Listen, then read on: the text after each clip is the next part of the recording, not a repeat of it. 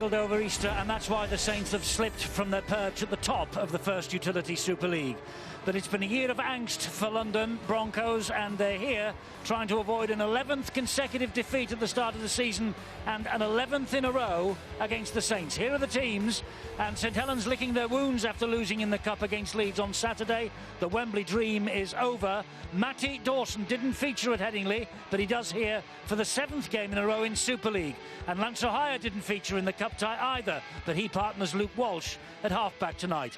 All that means that John Wilkin reverts to his more usual second row position. Teenager Luke Thompson plays at loose forward. It's only his second appearance of the season. At the other end of the scale, Louis McCarthy-Scarisbrooke runs out for his 200th career appearance against the team where it all began in 2006. On the bench, it's quite a day for the Greenwood family. Joe Greenwood is facing his elder brother James when he gets on. James at the Broncos on loan from Wigan. And Carl Forster is back at Saints after a 5-game loan spell with the Broncos in February. Now London, and they've had their feet up for 10 days waiting for this trip to St Helens. They'll be fresher physically, but what has this 10-game losing streak at the start of the season done to their confidence? Youngster Mason Caton Brown has caught the eye of many a good judge in his first full season in Super League. 7 tries already, 6 in the Super League. And another youngster, Mike Bichet, gets the chance to display his talents to a wider audience. There's a recall up front for the on-loan Hull youngster James Cunningham at hooker. It's not the first time we've talked about a hooker called Cunningham at St Helens, is it? Alex Foster, who's one of the 3 players on loan from Leeds, is recalled at loose forward, having missed his first game of the season at Hull on Easter Monday. And on the bench, some experience here in the shape of Atkins, McMeekin and Sliney. 19-year-old Jonathan Wallace is grabbing the chance offered him because Foster's now back at Saints after his loan spell in the capital. Now then, before the game here, we're going to pause for a minute's silence right now. The teams are on their way out, and they will line up alongside the crowd here because we're going to remember 2 stalwarts of the community game. Tommy Greenall, who was one of the rocks behind the amateur club Portico Vine here in St Helens for 18 years, and Hilary Steele, MBE, passed away last week.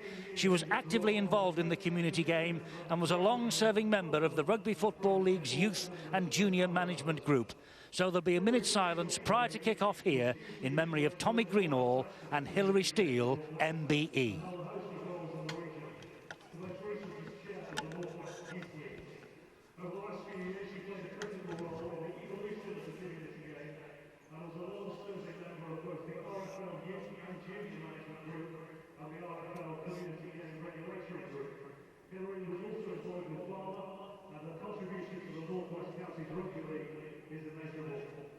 All our thoughts and prayers set aside for their families, so we ask that you now stand if you're able and join us for a minute's silence to remember both Tommy Greenall and Hilary Steele, MBE.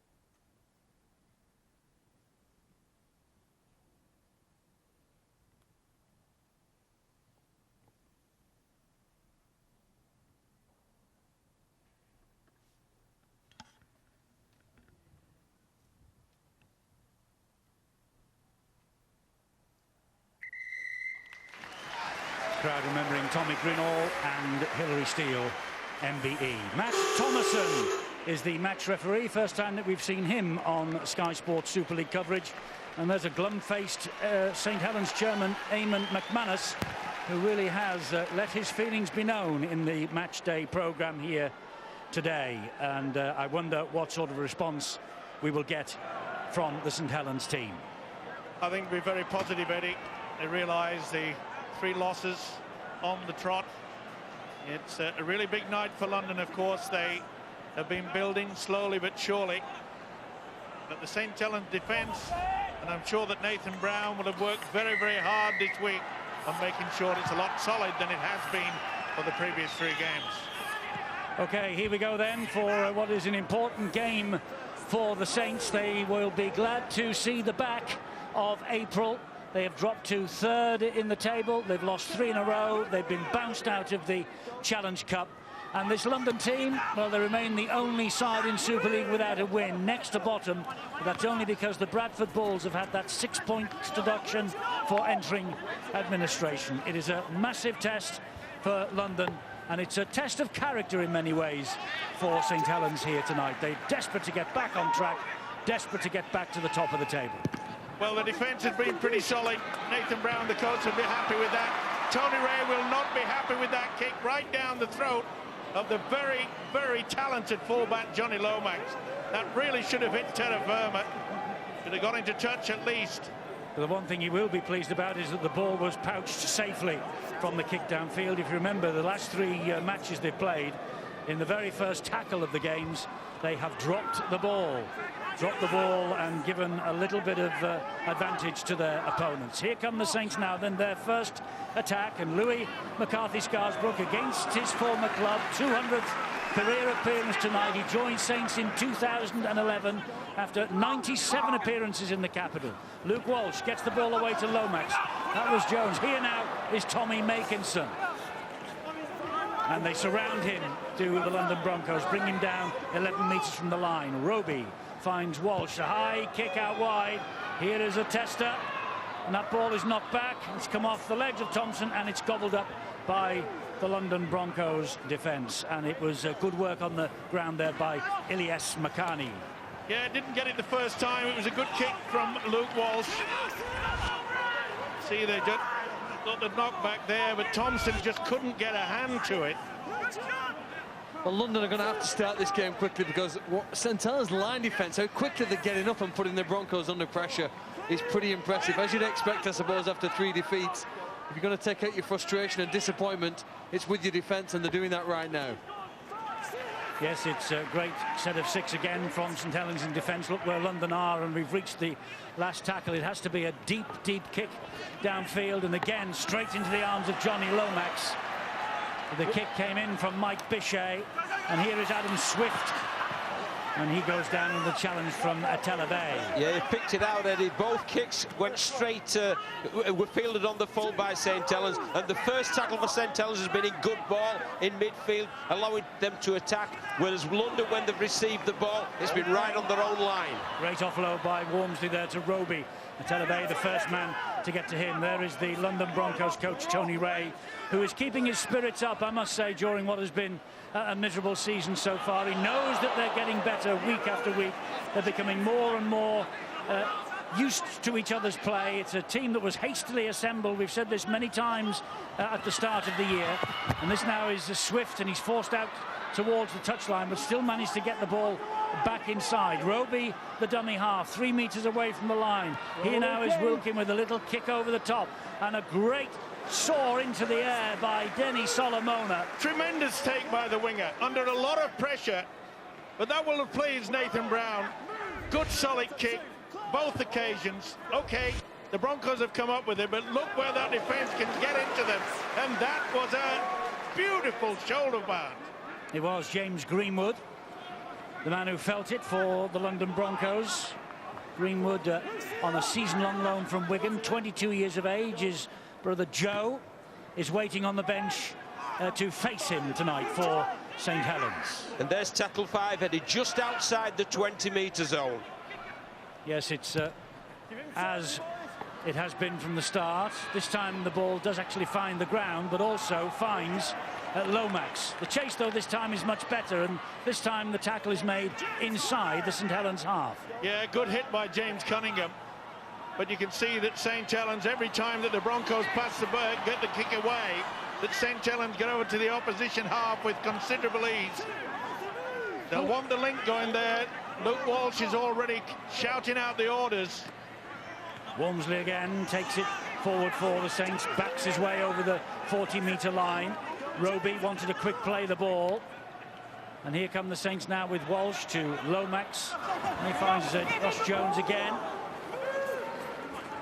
Jones will get to his feet, plays the ball to Lomax. Walsh then back it comes to Lanso higher. Wormsley once more. Getting through a lot of work, isn't he, Wormsley? Good Such a big by unit. Krasnicki and Vey to bring him down.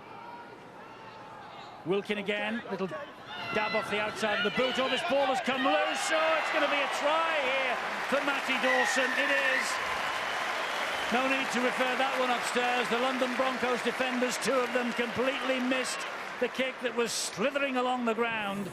The ball came free, and it was an absolute gift for Dawson's second try of the campaign. His 7th Super League appearance in a row, this.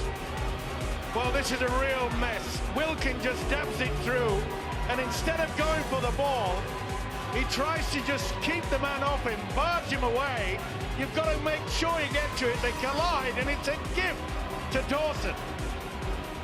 Well, do you imagine here that he expected the fullback Farah to go for the ball. Neither got it in the end, and it's the first 4 points for St Helens.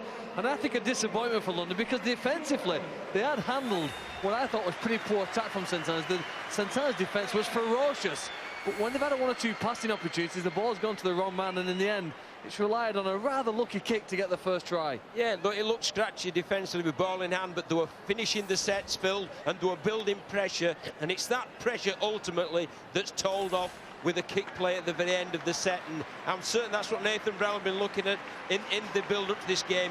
Good solid defence, good field position play, build pressure, and the points will come.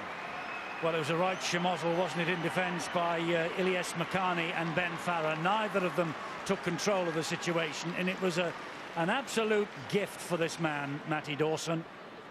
And here now is Luke Walsh. Can he add the 2 points? Kicking really well this year is Luke Walsh, an 80% kicking success. And there's the first one on the board from the boot of Luke Walsh, and the Saints are ahead by 6 points to 0. Well, it was always going to be an uphill battle, wasn't it, the London Broncos? But to give away a soft try like this certainly does not help their cause. That really, McCartney should have got to the football. He tried to shield so that Ben Farah could go for it. Complete misjudgment on both of the players, and the gift for Dawson. Yes, and he'd be delighted with that. He might actually get a run in the first team with Jordan Turner out for a wee while. Mark Percival, of course, is very much in the frame as well, but tonight the centre berth goes to Matty Dawson. Well, not the start that London would have wanted. They've scored the least tries at 43, but they have conceded the most, 79. They've also conceded the most number of points in Super League this year, 439 prior to tonight. Make that 445 now. Roby here at dummy half, gets over halfway with a good run. Thought about getting the ball away to Lomax, thought better of it. Took this the 5th tackle, so here comes the last. And Walsh, they're running it, Saints. Dawson again, they think there's something to be made down that left-hand side. And it's bouncing quite easily in the end. Well, a little bit got in each other's way there, St Helens. Luckily that Luke Walsh had the wherewithal to make sure they got the kick away. Ben Farah to the rescue for London it was. Yeah, and then you get to a point where, you know, St Helens know they've got this defence pretty well sorted out. It has been a bit lax over the last three games. Nathan Brown will be very, very pleased. They're getting out of the blocks very early. Look at that, London. They're struggling to get anywhere near over the red zone. It would be very difficult, John, wouldn't it, for St Helens tonight, because they know they're facing a team that's going through the horrors in terms of results, haven't won yet. There would be a temptation, I suppose, to take things easy, but there's no sign of it yet. Not at all, but Saints look a bit nervy as well, and I think when you saw that with James Roby, he reeled his natural inclination to offload in, so they completed the sets.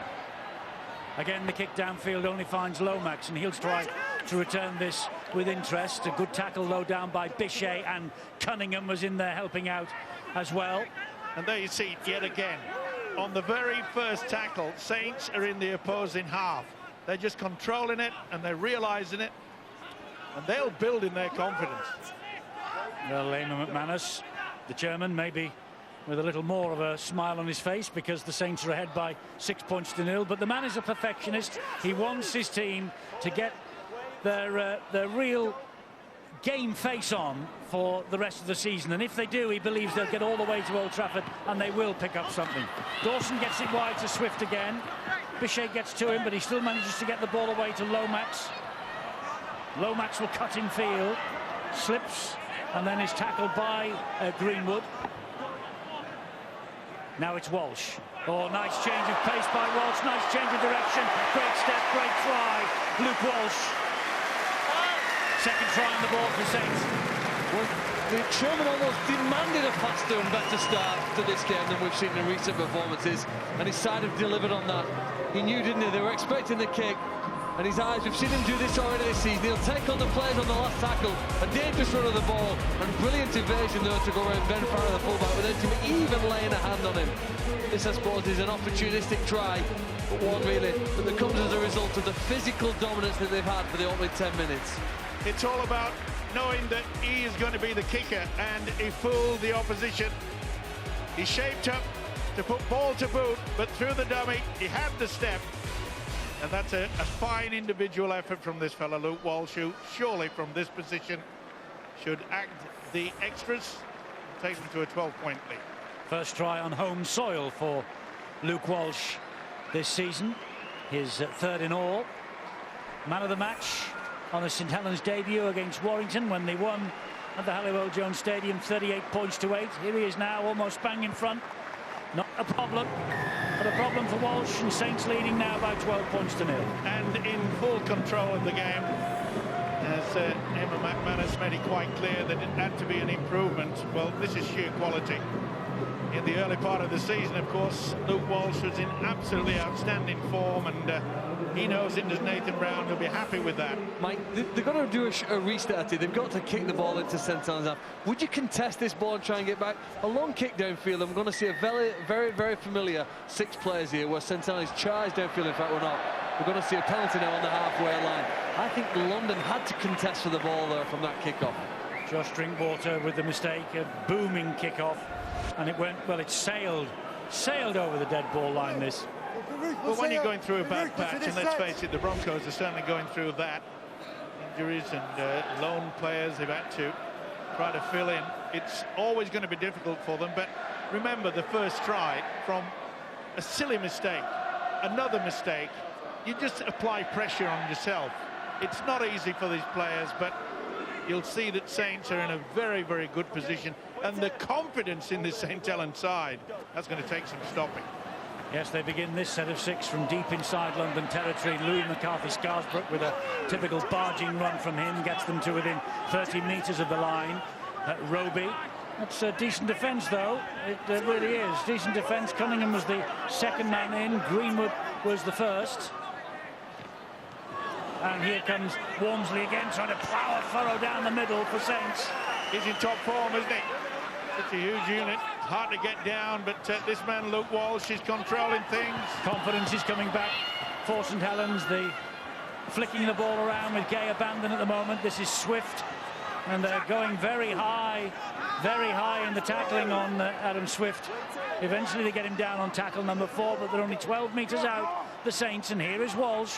Walsh looks for the runners. It's McCarthy-Scarsbrook, and he keeps on going to the line. Can he get this ball down? No, he can't. Sheer weight of numbers beat him. And Roby's eyeing up both ways. Comes back with the pass to O'Hire. He goes through the defence, and he can't get it down. That's better from London. Good goal line defence from the Broncos, that. Yeah, it's quite obvious with St Helens leading by 12 points. They were quite happy to go for the power play. This was a beautiful run by Louis McCarthy-Scarsbrook. Got to give the London defence, though, they got there in numbers.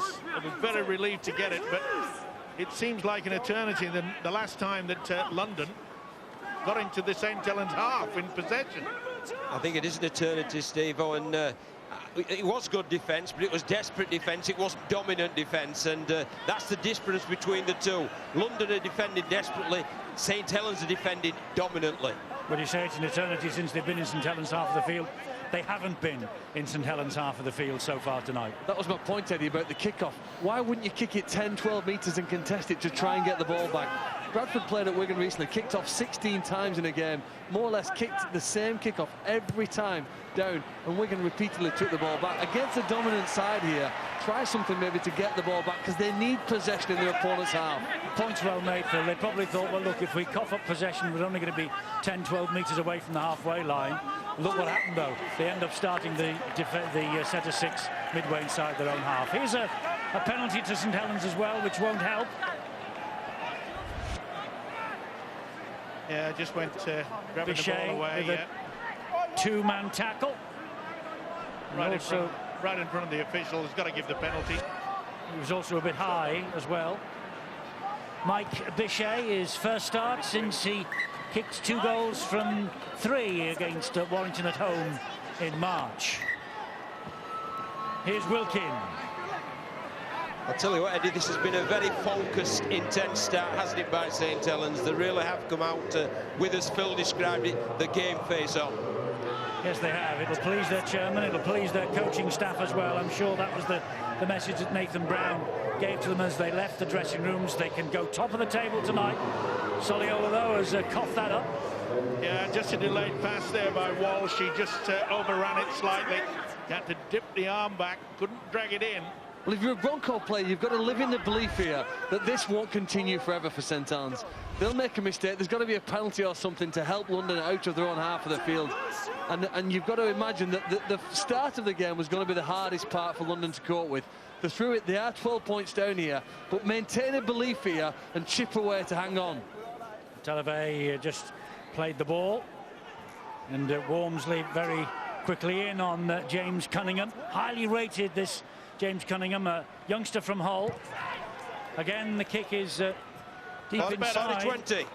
No, I think it was just outside. John was excited then. He was. I thought we'd get some London ball in the St Helens half then. Well, at least they've got into the opposition half for the very first time. It's well and truly over the line, but that's a much better kick. That will certainly lift their spirits. It was not the start that they wanted. 2 silly errors.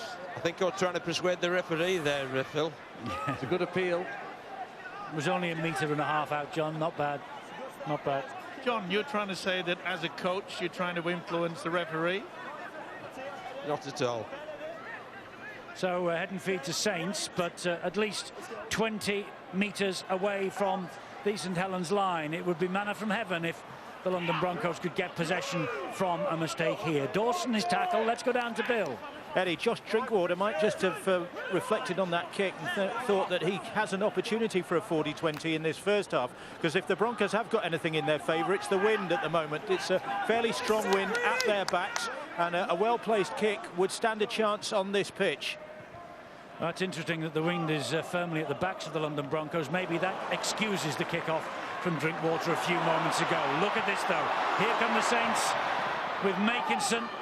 What a great offload by the prop forward, Alex Wormsley. He's in top form at the moment. Look at this. Follow me through. Oh, that was superb stuff. Sia Soliola now for the Saints. Goes home at the end of this season. He's been ever present for the Saints so far this year. They will miss him. This is Walsh, another high kick over to the far side. And it was palmed back, and here it comes again.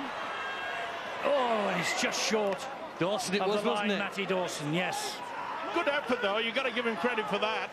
He certainly took on the defence, and I'll tell you what, that is so dangerous as well. Twisting in the tackle. Watch him. He'll try to go for it. This is where you can dislocate the shoulder. So easy when you lunge out like that. Just a few inches short. But the big thing for St Helens, Steve, will be the fact that the first tackle for the Broncos, once again, was just shy of their own goal line. Yes, it's enormous pressure that London have been under for the first 18 minutes of this match. And that's 4 tackles gone. And what are they, 28 metres away from their own goal line?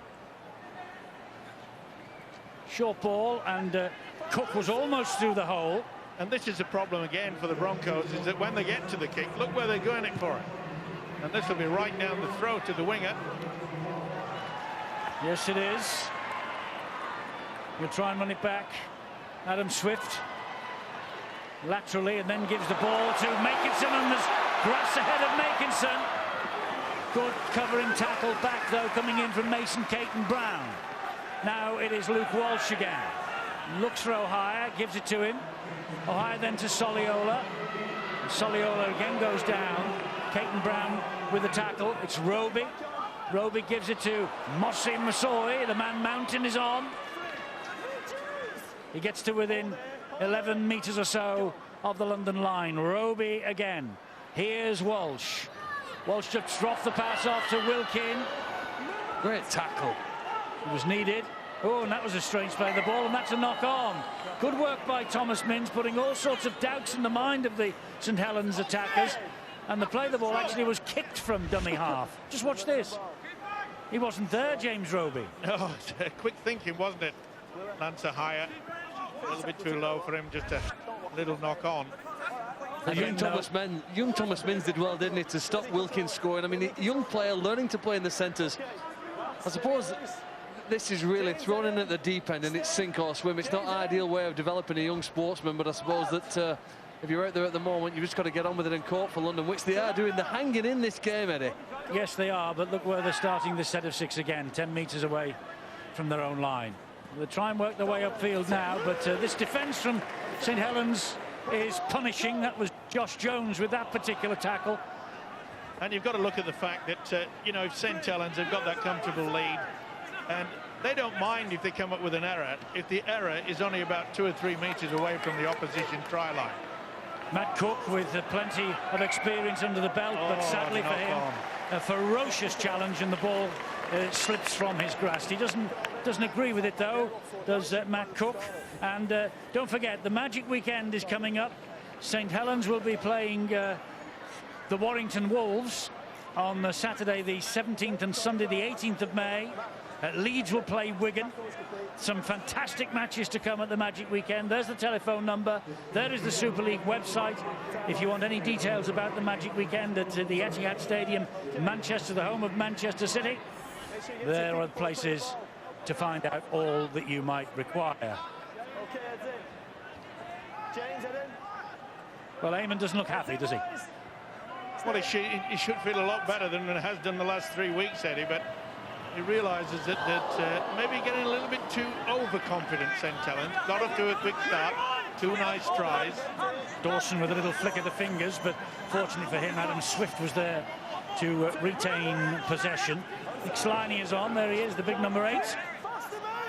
And here's Louis McCarthy Scarsbrook, and Sliney went a bit high on him. Yeah. He's already got stitches in the cheekbone as a result of the cup tie at Leeds last week. Here's Mossy Masoi leading with the forearm there, really, into the throat of James Cunningham. Roby, McCarthy Scarsbrook, and Walsh again, dancing, and then a looping pass. Gets it to Thompson. 19 last week, Luke Thompson. Plays the ball to Roby. That was O'Hire. This is Jones, and Jones... He turns the ball over centimetres away from the London line. And that's the second occasion the Saints quite happy to do the power play.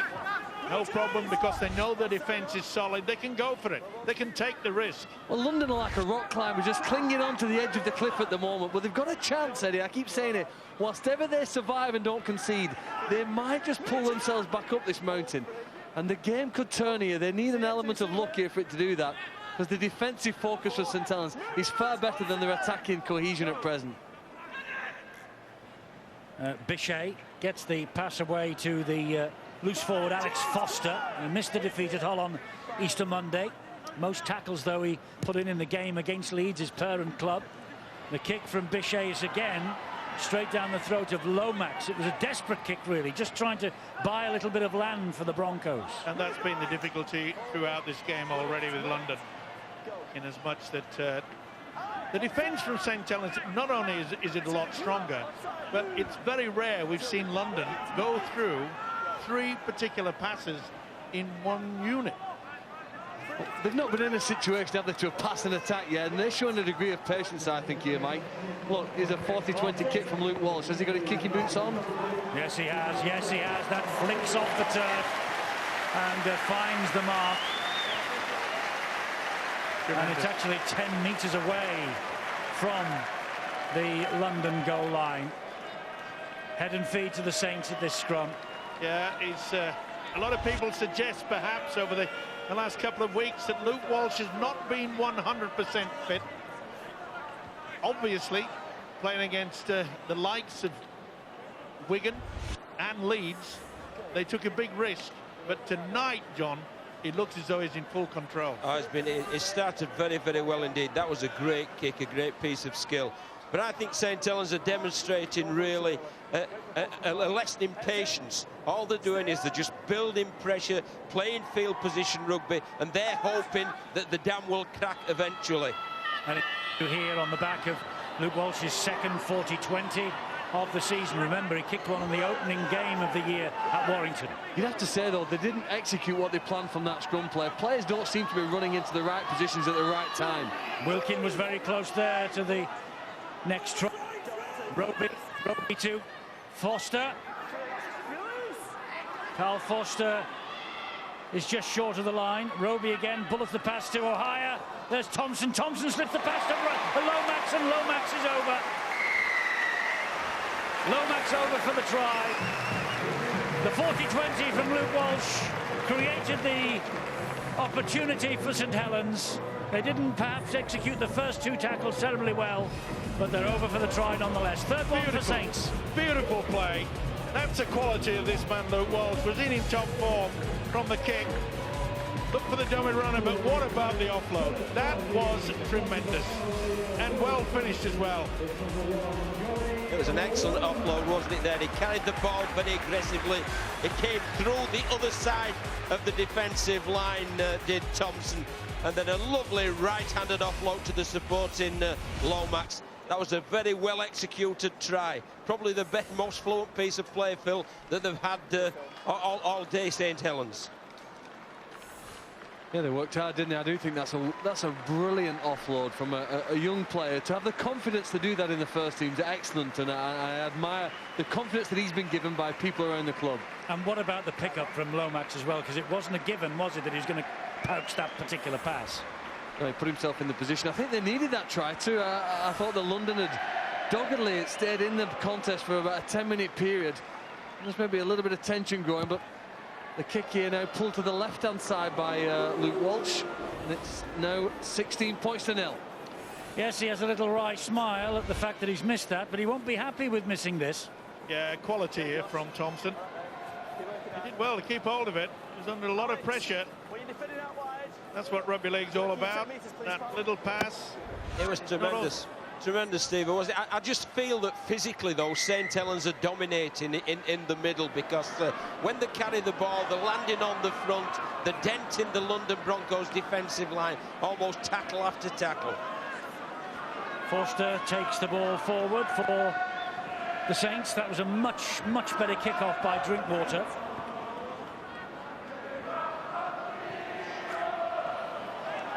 Massoy will take it forward.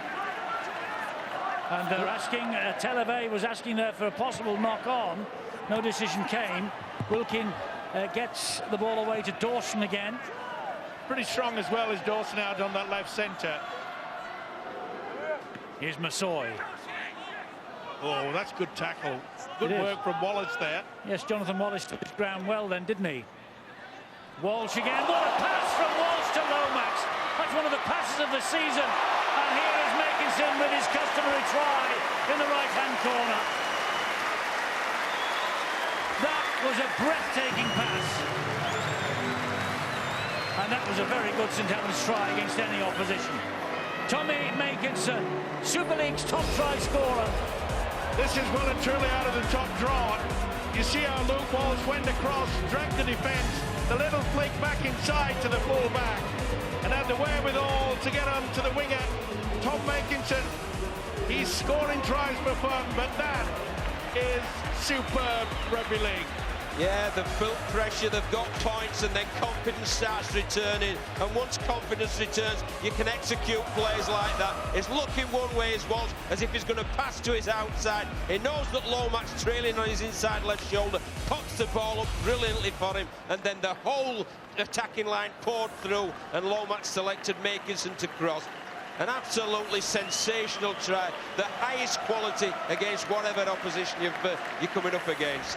Tries in 8 successive Super League games now for Tommy Makinson. He's Super League's top try scorer with 13. The record consecutive try scoring games in Super League, 11, and it's held by Richard Horn of Hull FC.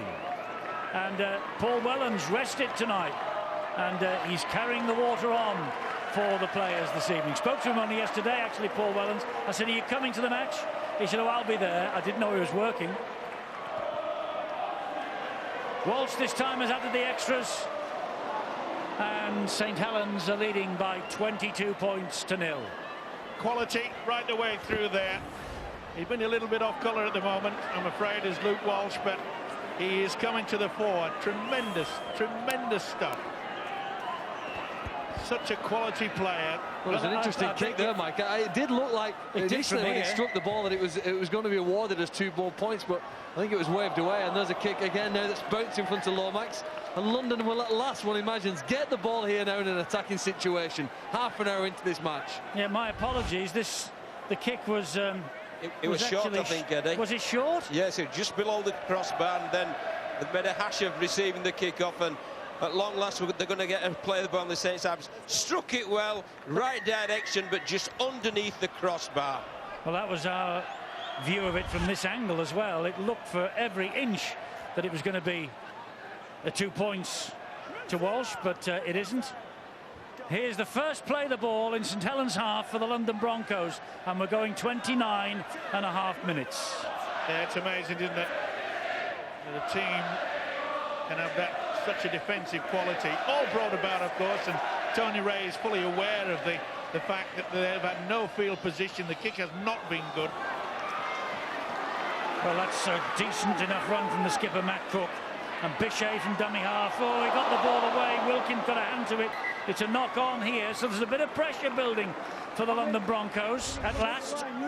Well, when you're 20 points up, Eddie, you can take the gamble like that. And Wilkins, perhaps at Wilkins' age, he'd probably thought to himself, well, I'm glad I didn't really receive it, because it was a long, long way to the try line. Well, we've sung the praises of St Helens defending the Broncos, coming out at bringing the ball away from their own line. But I thought they looked a little shaky there.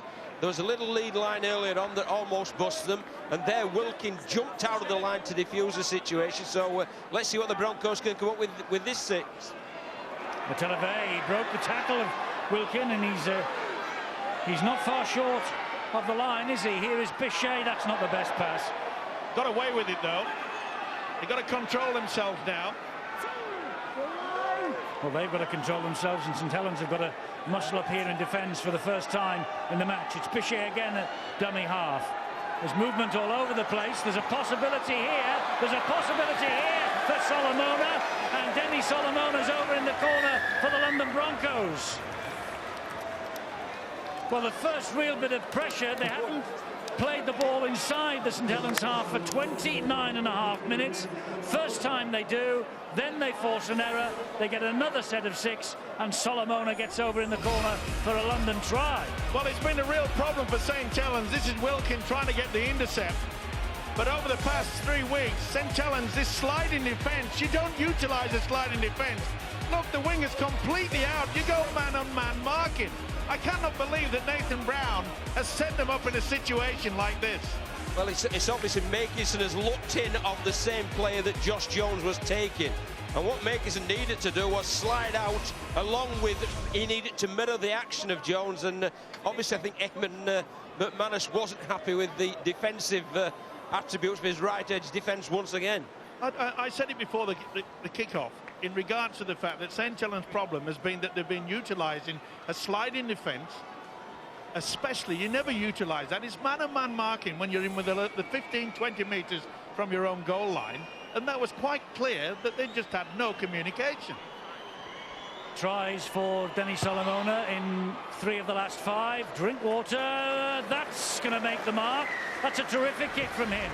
And London on the board, and how? 20 points to 6. Well, they suffered one of the toughest 25 minutes I think you can endure as a rugby league player. Camped in their own half, with and without the ball, battered at times. But here, with the first chance to score, they've actually made it look easy.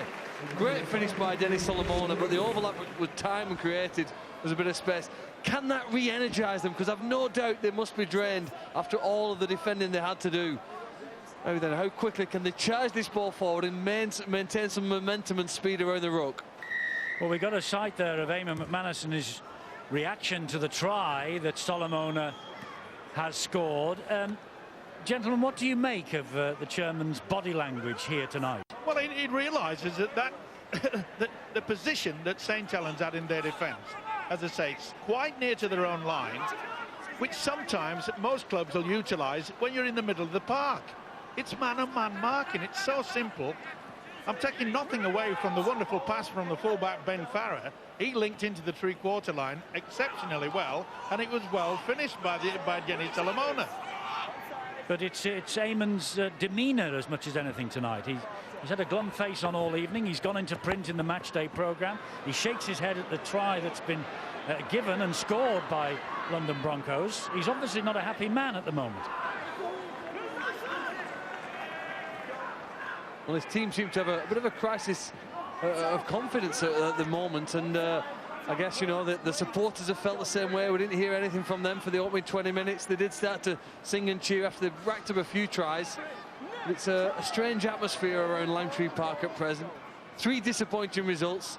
Has dented the confidence when you imagine they scored and won in the first eight Super League games, but how quickly, within a matter of weeks, a season can be turned around, good and bad. Yeah, it's a matter of days, isn't it? Because before Easter, they were the team to beat. They were the team that was going to go through the season undefeated. Well, not anymore. Wigan sorted that, Widnes sorted that, and then Leeds in the Challenge Cup last weekend, they put paid to their Wembley ambition. So it's Old Trafford or bust now for St Helens, and they've not been there since 2006. And they won't get there again, Eddie, if they don't sort out their defensive patterns. Well, I should say they've not been to Old Trafford and won the grand final since 2006. They certainly know the way to it, don't they? They know Old Trafford inside out. It's a shame, not as successful as what they would have wanted. Here's Drinkwater again, and that's a knock on by Televe. It came off his shoulder. He just overran the pass, really, from Josh Drinkwater. Yeah, it's a Head shame. and feet to Saints. It's a shame. This is the second occasion. Drinkwater just threw the dummy under a lot of pressure by Matt Dawson. Couldn't drag it in. Yeah, trying to play right at the line, wasn't he? Engage defenders to open up perhaps a gap on the outside, but credit Matt Dawson there. He put pressure on the receiver of the pass and forced the header. You can see there the weekend that we have ahead. Leeds and Wigan tomorrow, followed by Catalan and Salford Saturday at 4:55. Sky Sports 2 for that. Sky Sports 1 for Leeds Wigan at this time tomorrow. It's a drive forward here by Joe Greenwood. He was making his 8th appearance in a row here tonight. I think the test now for London, these tackles, can they match them physically? They couldn't in the opening 20. Now as the game's opened up a little bit, they're spreading the ball particularly wide to the left, but when that physical confrontation occurs around a tackle, are London's players strong enough now to cope? Well, can they cope with Mossy Massoy? Yes, they can, because Mossy drops the ball. I'm not so sure he dropped it. I think it may have been dragged out. Either way, they lost position. I think that's a loose carry, Steve-O, isn't it? Stuart, we haven't heard from you tonight. Not much to talk about in terms of refereeing. Matt Thomason doing a good job. Yeah. Was that a loose carry? That was a loose carry, yeah. It's his first game at this level. He's been doing OK, talking to the players. London have just struggled to get out of their own area, really, haven't they? So he's not really been tested yet, and he'll be hoping it continues that way.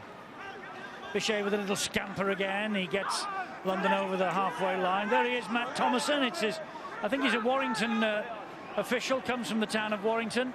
But this is the first time we've seen him on Sky Sports, and that's a decent enough run from Alex Foster, one of the youngsters on loan. Quick play the ball as well. Krasnicki, and he gets it to Farrer. Farrer booms the pass wide. Here now is McCarney, and McCarney trying to wrestle his way to the line, but Saints push him back.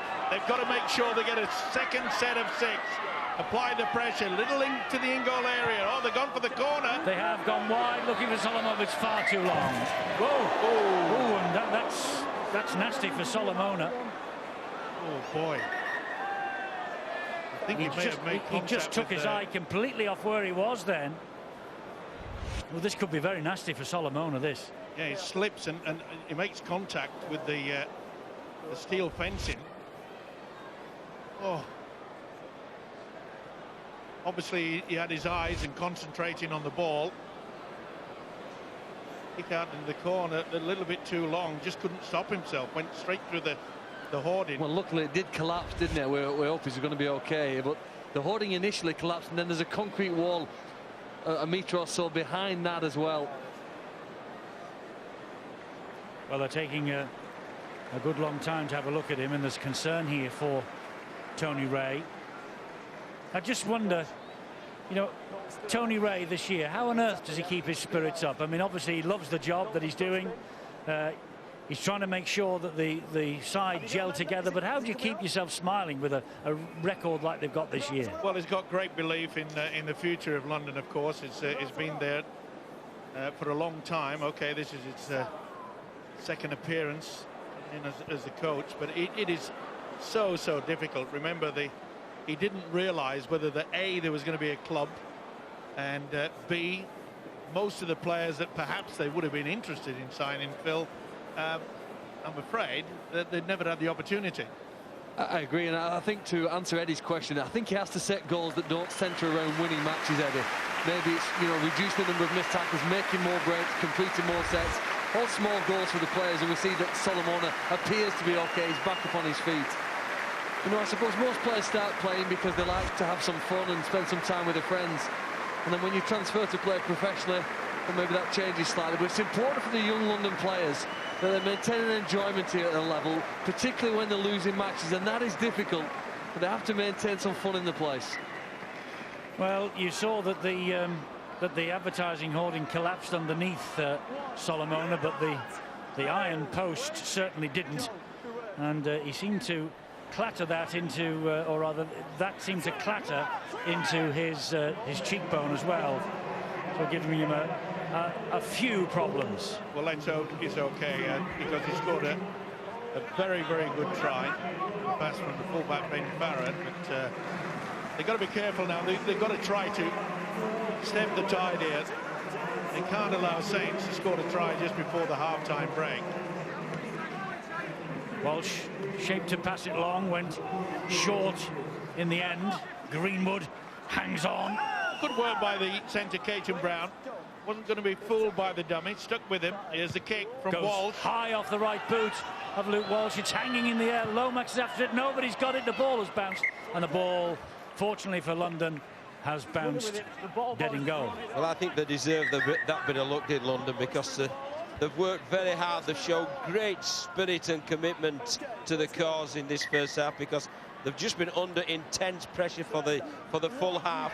And I think at half-time, they'll be happy to sit down in the dressing rooms and say, it's just 20 points to 6 on the scoreboard. Let's maintain that spirit and commitment and work rate that we're putting in the first half. You're right, John. You can't fault the attitude to it. But as I say, the two errors that allowed the early tries for St Helens, it really sets up the home outfit. Disappointing. London really needed to get off to be the first scorer, trying to build their confidence. But I must say, this defence, especially in the forwards, has been pretty strong for Saints. Good run again, though, from Matteleve, and here's a penalty for stealing the ball. I agree with you, Eddie. I think he's got good footwork. He's playing a bit wider than we've seen him in a previous Super League game when they featured. And I think he is probably one of the dangers. If they can get him with a bit of space and footwork, he could really embarrass one or two of the Saints defenders. First London penalty of the match. So here they come again with Ulsi Krasnicki. He went around Wilkin but couldn't get away from Mossy Massoy, and Bichet waits at dummy half again, and James Greenwood will take it forward for London. He tries to get the arms free to get the offload away but couldn't.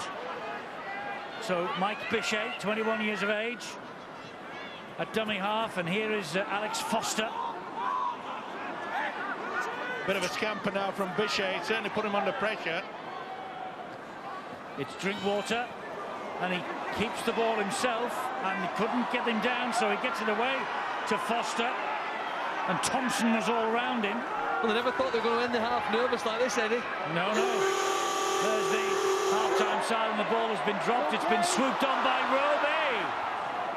And as the half-time siren sounds, a good chase back, to be fair, by Bichet. Pulls him down and stops what might have been a catastrophic moment for London, having scored maybe St Helens with the last play of the first half. Well, St Helens looking to rebuild their confidence after the trials and tribulations of the past couple of weeks. They've scored 4 tries, but they've let London in for 1. It's 20 points to 6 at half-time.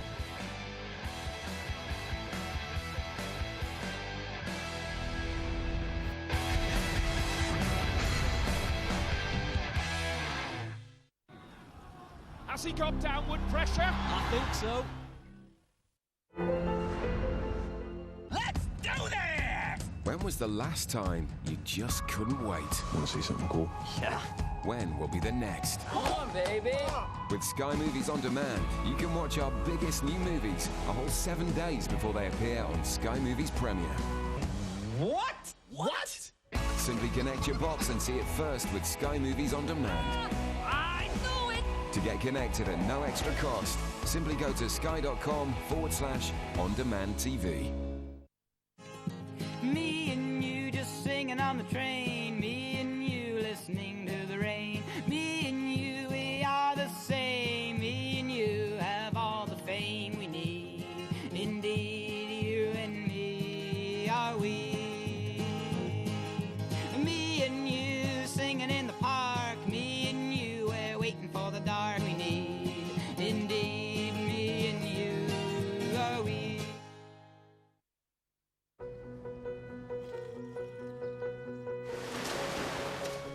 Sometimes you need to dig deep. Come on, everybody! During hard exercise, breakdown happens deep inside your muscle fibers. Maxi Nutrition helps provide your muscles with the proteins they need to recover, helping make you stronger and perform better. Maxi Nutrition, you stronger. The harvest sale is designed to do more than just save you money.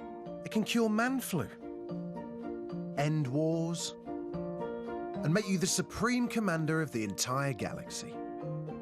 It can be a means of keeping you abreast of world affairs, provide the world's best social media platform, and even help you get that job as Global Senior Vice President. The harvest sale with extra bank holiday savings ends soon. Might just change your life, but it'll definitely save you money. What a waste! I always get my 5 a day! Pepperami. It's a bit of an animal. Pop forward in time and bring your money back from the future. It's not quite perfected yet. Visit us at quickquid.co.uk. I wanted things easy, like those Brazilians. So, I became a beach towel. Every day I get put in a bag, carried to the beach. I might do the odd bit of samba. Then just lay out, you know, like a towel. Turns out all I needed for a taste of the easy life, careful, was one of these new Brazilian barbecues. You just add water. Life's a beach, and I intend to sit on it. New Brazilian barbecue steak flavour. Why try harder?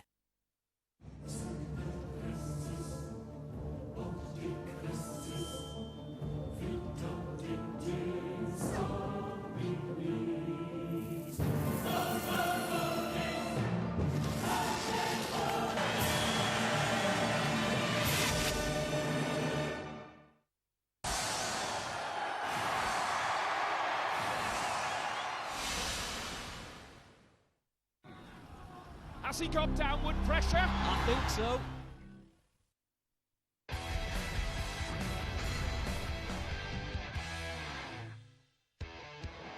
It's a Super League Thursday, and of course in 24 hours time we have the Super League Friday, and what a match we have for you. Leeds against Wigan, the new leaders of the First Utility Super League against the reigning champions. 7:30 Sky Sports 1, and a triple bill this weekend, because on Saturday at 4:55 Sky Sports 2, the Dragons of Catalan take on the Salford Red Devils. 4:55 for that, as I say, Sky Sports 2. Here at Langtree Park on a grey and chilly evening at St Helens, the home side are leading by 20 points 6. Dawson, Walsh, Lomax, and Walsh with a couple of goals. And Nathan Brown, Kieran Cunningham and company just trying to tweak a few knobs maybe and sort things out for the second half. They really do hold sway against London. They've won 36 and drawn 2 of 44 meetings. But this lot, you know, London, they invariably lift for visits to St Helens. They were very much on the back foot for the opening 29.5 minutes. But once they got a little bit of possession at the other end, they managed to get over for the try. Right, let's go and see what the boys have made of it. John Wells and Brian Carney at the dugout.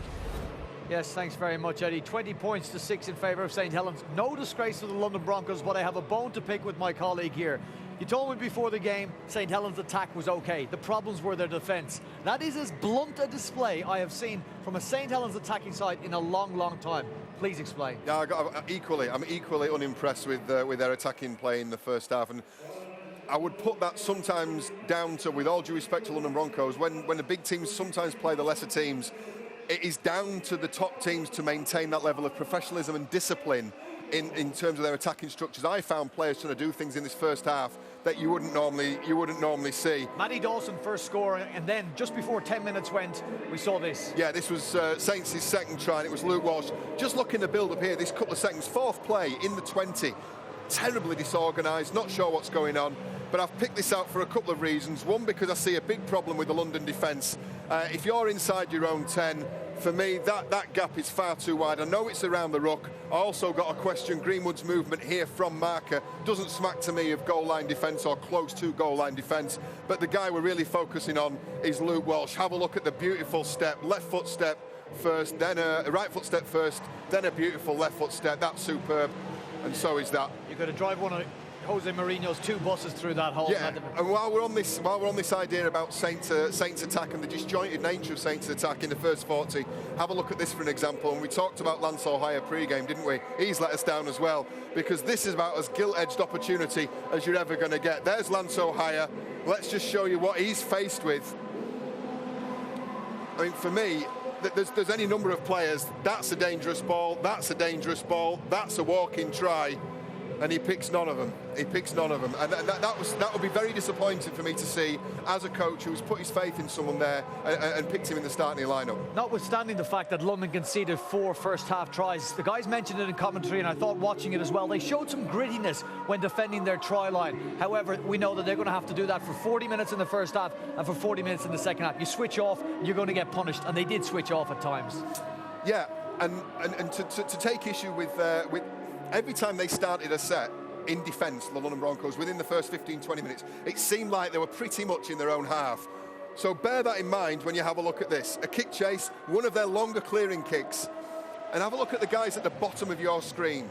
Dennis Solomon in particular. There's an effort to get up there. Yeah, but really this second effort here, that's really poor. That's really poor. And that does not suggest... That's almost an acceptance when I look at that they're going to walk out on the field this evening and they're going to try their best, but it's almost an acceptance once Saints had scored those opening 2 tries that, it's that time again, is it? And that's, for me as an ex-London player, that's hard to watch and that's hard to look at, because the one thing that they've always talked about was the pride in the jersey and wanting to do well and effort, and that doesn't look like effort to me. Well, that sort of defence will be exploited by a sharp attacking side, and we got a glimpse of what St Helens can do. Luke Walsh with a little bit of magic, an inside ball to Johnny Lomax. Yeah, I was going to have a look at the only London try in the first half, but instead I've gone for this, because this is one of the high points from the first half for me. We'll take a look at Luke Walsh here, and a clear call to Johnny Lomax in the headgear, pre-play, a predetermined play, let him know what's on, and a beautiful ball, pass of the half. Great vision from Johnny Lomax to find the pass to make into New, finished in the corner. That the play of the half for me, the pick in what has been a very poor half of football. 20 points to 6, St Helens ahead. London just clinging on, to use Phil Clark's analogy, to that cliff. Back to you, Eddie. Thanks, boys. This is London's 3rd television appearance of the season. They've lost both previously by 54 points to 6 at Leeds and at home to the Castle of the Tigers in March. I wonder what lies in store for them and us in the second 40 minutes here at Langtree Park. That young man hopes it's another 54-6 to the Saints, but London, well, they're going to have to dig in and dig deep to keep the Saints at bay. Saints on the way back to the top of the table.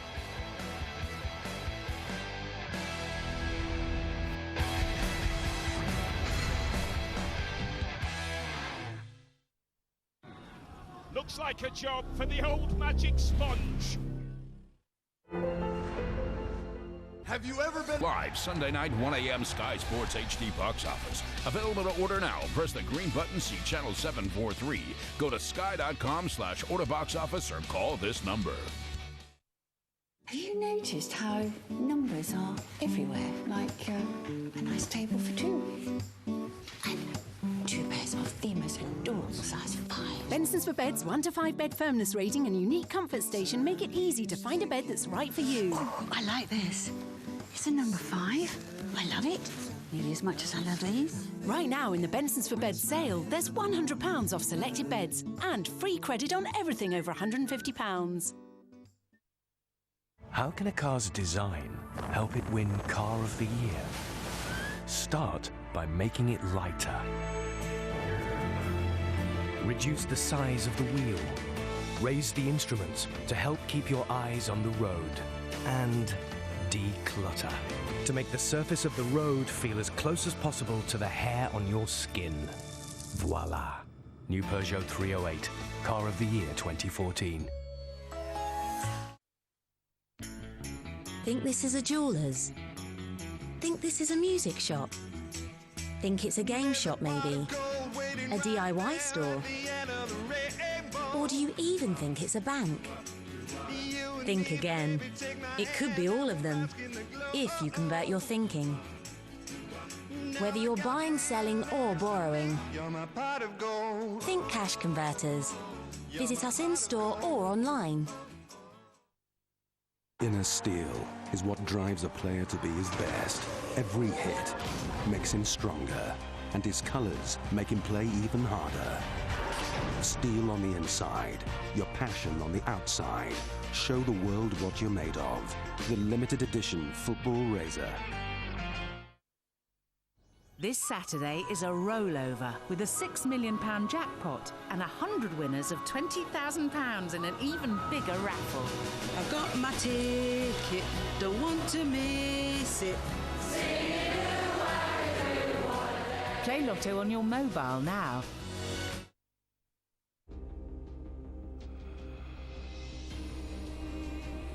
It could be England, it could be France, it could be Bosnia.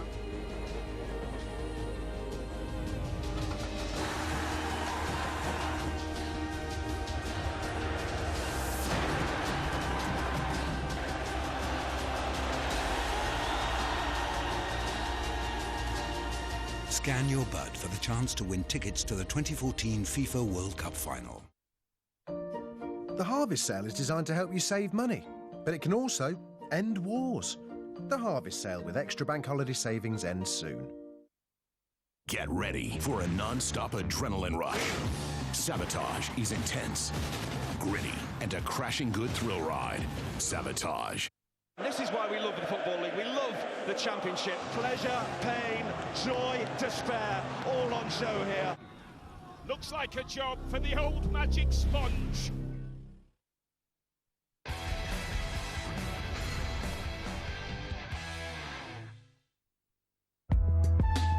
Welcome aboard this Manchester tram service. Calling all stations to Magic Weekend, where passengers should alight to witness all 14 Super League clubs fight for victory as they aim to make Old Trafford their final destination. Excitement, passion and skill should be expected from Super League's finest. We'll surely be arriving at Eastlands, where this service will terminate. All change, please. All change. Yes, it is a Magic Weekend, and the whole weekend is live on Sky Sports. Saturday the 17th of May at midday, same time, the Sunday, and on Saturday Sky Sports 3, on Sunday Sky Sports 1. All 14 of the Super League clubs will be there, including these two that we're watching here tonight. Dawson, Walsh, Lomax, Makinson with the first half tries for Saints. Solomona with the one for the London Broncos. Walsh has kicked 2. Drinkwater has kicked 1. 20 points to 6. And, 17 rounds to go. St Helens with eyes fixed firmly on the top of the table. London and Bradford, 4 and 6 points respectively off the pace at the other end, and favourites to be relegated at the end of the season. And you know, the sad part about that is that neither the Bulls or the Broncos have ever been out of Super League before, since the competition began in 1996. What will happen over the next 17 rounds? What will happen over the next 40 minutes here at Langtree Park? It'd be interesting to see, Eddie, whether, you know, what the attitude of the coach Nathan Brown and what he had to say to the St Helens players. I'd have to say the opening 15-20 minutes, they were very, very aggressive in the forwards. The defence was solid, but fair play to London. They got a little bit of possession and sort of halted the onslaught, but I'm not so sure that Nathan Brown would have been fully satisfied with that first 40 minutes. Saints in possession start of this second half here.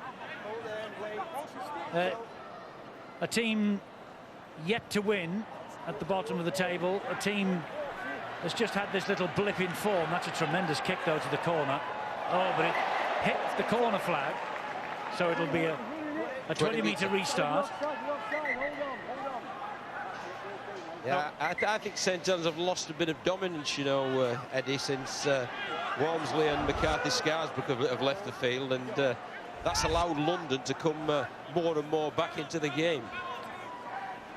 And you know all about Walmsley, of course, John, because you had him at Batley, didn't you? Yeah, he's a very direct, aggressive runner, and he's the type of guy you don't fancy tackling. Well, it was obvious, John, in that opening 20 minutes. I mean, he's the mainstay. He was taking it over the advantage line. He really created all sorts of problems in this London defence. This is Ben Farrer for the Broncos now, just inside his own half of the field. Plays the ball on the fourth tackle. Drinkwater helps it further wide. London eventually get over the halfway line, courtesy of Olsi Krasnicki. And Bichet began at scrum half, operating now, though, as a hooker late in this first half and at the start of the second half. And that's a better kick. That gives him the opportunity to try to force the error. Quick thinking out of dummy half. Well, I agree with Mike. One of the most impressive aspects of St Helens play, in my opinion, was the returns. When the wingers and fullbacks received the kicks, they worked so hard, didn't they, to get back on side and offer themselves as an attacking option for the man who was returning it. The three backfield players, the fullback and two wingers, their returns have been very dangerous. Yeah, I think the Broncos have had two instructions, really, from Tony Ray. One, to slow the ruck down, St Helens to stop that roll on, and two, with the kicking game, to kick it out of play so they can just regather themselves energy-wise and get it from a set position for the first 2 or 3 tackles in defence.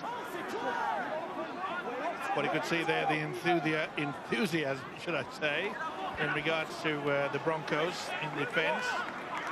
A bit of A-OK down the centre. It's on the fringes where they've just suffered slightly. This is Wilkin here, and eventually they wrestle him to the ground just over the halfway line. Roby again, Lomax gives it to Dawson. Roby in centre field to Walsh, who goes on one of those little runs of his, one of those wonderful weaving runs. What a run! Oh, did O'Hire drop that? No, he's touched it down, I think. Yes, he has. Try for Lance O'Hire, created by a brilliant run from Luke Walsh. Shaped a kick, then shaped a pass about 3 times, stepped off left and right feet, and just opened the line up for Lance O'Hire to score this try. Wonderful thinking. Made 2 efforts to make it look as though he was going to put boot to ball. Leap, little dummy, then the sidestep. I'm going to kick again. Completely fooled the defence and had the wherewithal to look for the inside pass. Let's have another look at this. Put down. Oh, yes, he does get it down. Yeah, okay. no worries with that. And, you know, I think Joe Wells picked out an instance where Solomona was lazy. Well, there I felt that Bayer was lazy at first defender there. He should have been coming out of the defensive line to pressurise Luke Walsh. He didn't. Walsh stepped back to the inside, isolated him, through he went, and Ohio in support scores. And really, that will have settled many, many nerves for the Red V. You quite often see, though, don't you? A lot of defenders think after 5 tackles, well, we can relax here because there's a kick coming. but I think it's pretty obvious when you play against St Helens now. He is really the only man that they're going to throw the ball to on the last play, and he's the only man that you need to try and close down. Well, Walsh will try and add the extras to Ohio's try, and he does. And the score has gone out to 26 points to 6. Well, this should put a smile on the chairman's face, but that's this. Again, out of the top drawer, thinking all the time. Wasn't selfish, even though it made a beautiful break. He knew that the standoff Lanta higher was on the inside. That's a great shot. Great shot from the ref cam there, wasn't it? Just saw exactly what Matt Thomason saw there, and that's why he was so sure it was a correct grounding. Yes, he got it spot on, Matt Thomason.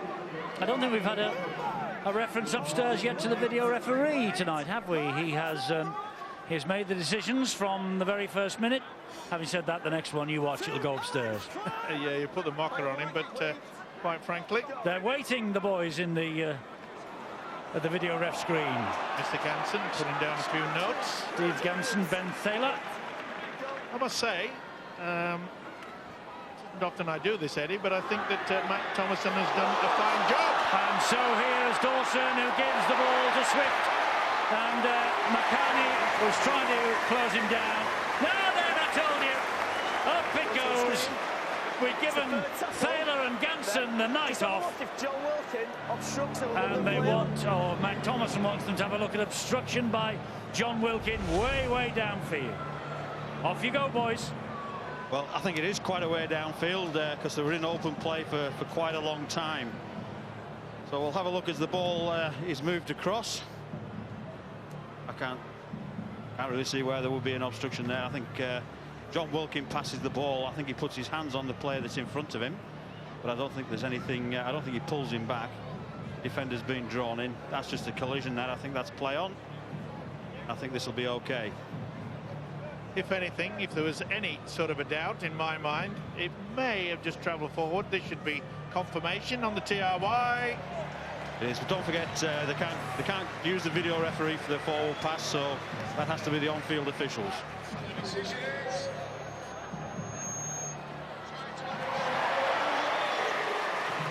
No obstruction by John Wilkin. And Stuart, for people who maybe are watching for the first time, and a lot of people come up to me and say, why on earth don't you go to the video referee for possible forward passes? Tell us why.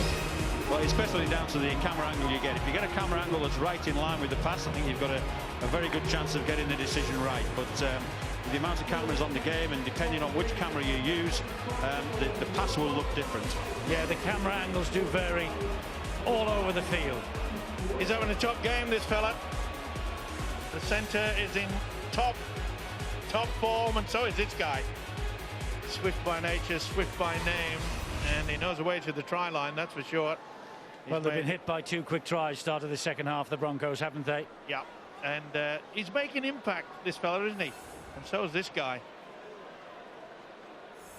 Well, 3 from 5 tonight. Here's another difficult kick for him, though, right out on the touchline. And he just gave it a little bit of a scuff. That one misses. 30 points to 6. It stays. OK, well, look, I think this is going according to the Nathan Brown script in the second half, Bill Arthur, isn't it? It certainly is, Eddie. The Saints' intention was to come out of the traps at the second half and really put the London Broncos in their place, and that's what they've done with these 2 early tries. The thing that I felt down here on the sidelines in the first half, there was a bit of anxiety from the Saints' side, from the Saints' crowd as well, especially in the latter stages of the first half as London got a bit more obstinate, and Saints seem to have taken some of that out of them with this start to the second half. And the problem for Tony Ray and the Broncos is that Denny Solomona will not be returning to the field after that really nasty collision with the fencing at the side of the pitch in the first half. He's got a leg injury, he's got bruised ribs. That's just about the only part, in fact the only part of his body that hasn't suffered any damage in that collision is the head, thankfully, but he certainly won't be returning, and he's looking pretty sorry for himself. I bet he is. It was a nasty collision with the iron fencing around the terracing here, but I think it was just purely and simply a question that he lost the compass a bit, Denny Solomona. Was that not possible obstruction, Stuart, when he ran behind his teammate? He's almost there, but the referee can take the view that there's no advantage taken from that, so he plays on. Walsh again, this shape to kick, and then the run, and another great pass to Lomax. That's over the top, and Walsh, the man on the end of it too. And he shows it to Makinson. He hacks the ball forward. This might cause problems, but no, Bichet to the rescue for the London Broncos. But what skill on show then from this man, Luke Walsh. Yeah, when you get to the 30 points to 6 up, your confidence is high, and just gets the kick in, doesn't he? Boy, several inches before he touched the whitewash, but I've got to give a good credit for Mike Bichet. Put himself in a position, ran back, got to the ball. Well, 30 points to 6 it is, and you know, Saints have given London some harrowing journeys home after matches here. They won 30 points to 0 in 2012. They beat London here 38-10. Last season also 58-12, 62-16, 58-6. The last thing that London wants is another scoreline like that, but they have been shipping in the points with monotonous regularity all season. That's a great kick and a great take by Thomas Minns, though, and Minns is going in for the try. Well, nobody seemed to go for that in a St Helens jersey. Lance O'Hire just kept 2 feet on the ground, didn't even challenge Thomas Minns for the high kick. And immediately the message goes down from Nathan Brown about something from high up here in the stands to pitch side. But Thomas Minns won't be arguing. That's a great high kick. It came out of the sky. Minns said thanks a lot, and the defence just opened up. Have a look at this. Well, they just let it go. Then no one went for it. Nobody's calling. There's only a London player, and his name is Minns. And boy, he gets into top gear straight away.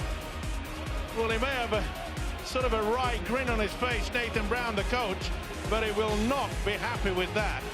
Well, I don't think it's a wry grin. I think it's the fact that none of his players really stayed alive there. The ball went up into the air, and it was as if everybody else's responsibility but mine. But Mims really seized on the ball, seized on the opportunity. A good try, and then converted there by Drinkwater. So 30 points to 12. We've still got a game on. I thought he showed great speed when he took the ball in. He has warms the back on the field. That's going to make it even harder now for London. But brilliant acceleration from Mims. When he got the ball, still had 20 metres to go, and he's clearly gone past the fullback Johnny Lomax. Swift couldn't get close to him. Good return here. You know what? He defended pretty well in the first half. He's got some reward here for hanging in this game. Yeah, Thomas Minns, one of the 3 Leeds youngsters down in London on a season-long loan and gaining in experience and a little bit of expertise all the way through. Likened it on Boots and All last night to senior kids away from home at university, Steve-O. 3 lads living together. They've even got an electronic floor polisher. I was going to use a trade name. I thought it was better of it, but you know, a floor it's called cleaner. A vacuum. It's called but a it's vacuum. not a vacuum cleaner. It's a remote control thing. Well, I think it might have vacuum involved in it. You think so? Down. Yeah, it sort of sucks it up, okay? John Keir said he'd like one of them.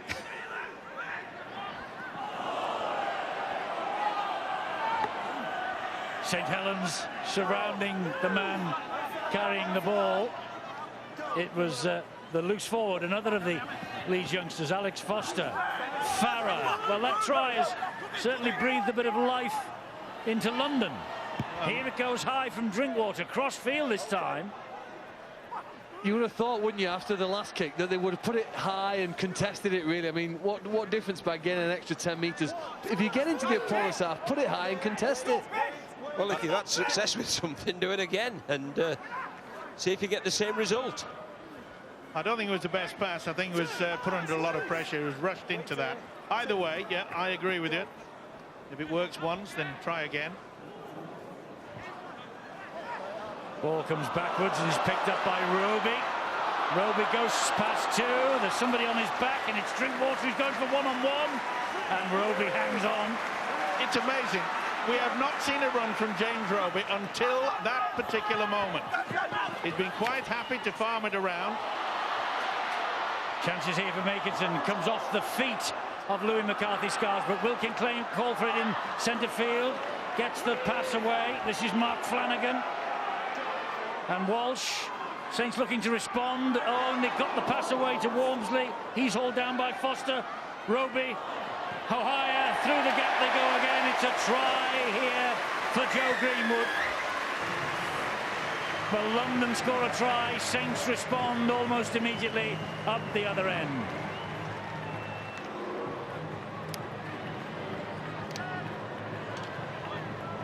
Well, the very first run that we've seen from James Roby has been quite happy to farm it away. There's the fumble. Did it hit the ground? I don't think it did. I think Roby got to it inside. But he has been quite content throughout this game to just operate at the dummy half, and this is sheer power. Nice little pass. Suck the man in. There's the gap. Greenwood finishes it off. Nice. Good pass from Lance O'Hire. Yeah, it was a top pass, wasn't it? It just came about with a game speed. When Roby made that break, it just continued with quick play after quick play, and ultimately the gaps opened up, and Ohio had the skill there just to prize open half a gap for Greenwood to score. Now, I think that young fella deserves that. I think he's had a good 50-odd minutes out on the field, and just reward 4 points. So Walsh with the opportunity to try and add the extra 2. A 50% success rate tonight, 76% for the season, and Walsh has added another 2 points to the St Helens total. Well, tries like we've just seen there from Greenwood are probably the thing that St Helens, the supporters, the chairman and the coach will be looking for in the remainder of this game. They've shown the power with the defence. They can carry the ball forward and make ground. But can they find that killer edge, which is a try pass there to cut through the defence? And that was a great example of it, albeit a pretty easy one close to the line. Eamon McManus's guest on his left-hand side looks as though he's just dozed off. Maybe that will enliven him a bit. This will certainly not enliven London, because again they've hit the ball out straight from the kickoff. It's clever play, wasn't it, by Ohio, stepping out of the field of play so that he forced the penalty there by playing the ball when his foot's outside the field of play to get the penalty on the halfway line from the kickoff. And you just wonder how much energy was expended by the Broncos in the first half, simply staying in the game. He just gets his foot down, Stuart, doesn't he, at the last second? Did his other foot need to be in the field of play? No. No, it doesn't matter. As long as one foot's out, he probably could have let that ball go and he would have gone out in the full anyway. He didn't. He took the chance. McCarthy Scarsbrook drops the pass. That'll be play on. And London have got the ball back.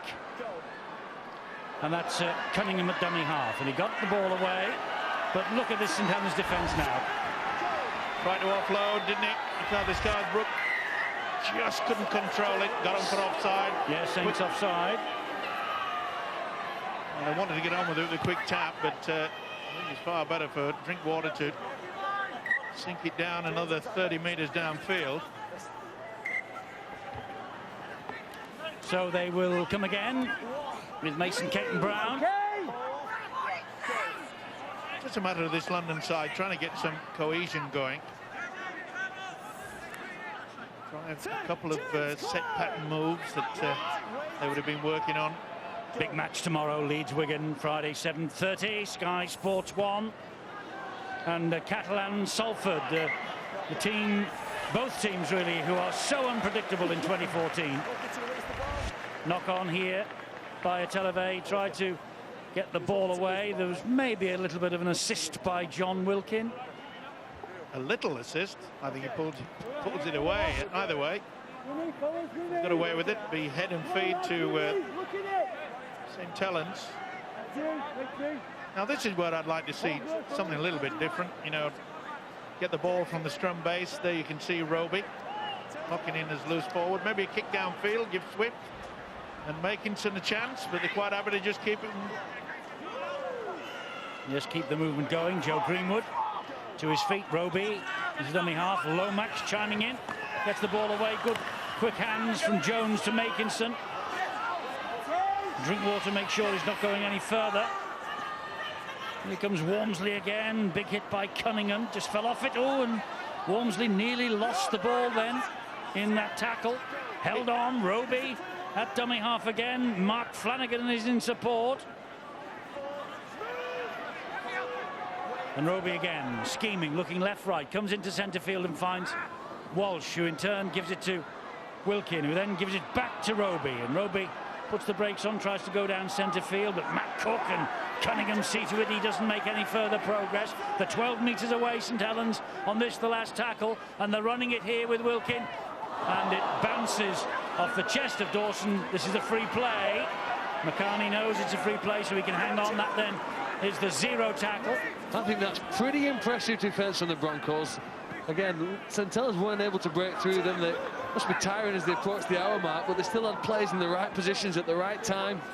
Just can't get forward, can they, with their own ball? Phil, some time ago during the season, I think you went public with the view that London would get a win or two between now and the end of the season. Are you happy to stick with that prediction? I think they'll win again before the end of the season, yes. I said within the next 10, didn't I? I didn't think it was. Unfortunately, they've come up against the St Helens side tonight. It was almost compulsory that they won this match. The chairman wouldn't accept anything less after what's gone on in the last 3 games. But London do obviously have a bit of improvement, but I think they've shown a fighting spirit, and they'll show that here in the remaining quarter. Drinkwater gets the ball away. Oh, that's a nice little pass, and it was a shame actually that Minns just could not take that in. He just didn't expect it, and that is the difference between the two sides, and this is where it's going to take a long time for the Broncos to sort of get some cohesion. You've got to be alert. I know the ball was sort of drifting downwards, not easy to have taken there. McCarthy Sarasbrook will bustle his way to the halfway line on this, the first tackle, this next set of 6 for St Helens. Walmsley takes it forward again, the ever willing worker up front. And they're a different side when Walmsley's out there. It's as simple as that, because he gets over the advantage line. He's worked hard as well, hasn't he, McCarthy Scarsbrook? Well, it was McCarthy Scarsbrook, Walmsley, McCarthy Scarsbrook again there, the first 3 plays. Walsh, oh, brilliantly picked up by Lomax. He finds Jones, he goes round the first defender. Does he get this ball down? Yes. He's going to hand this upstairs to Steve Ganson, Ben Saylor for discussion and decision. I think they're looking to see whether he's grounded the ball before he's touched the touching goal line. I think everything else before that is okay, so they won't bother with that. They'll get to the grounding. Just need to see when it gets down into the corner whether he's still in possession of the ball and he grounds it correctly before touching the touching goal line. And I think that's fairly clear there that he's scored.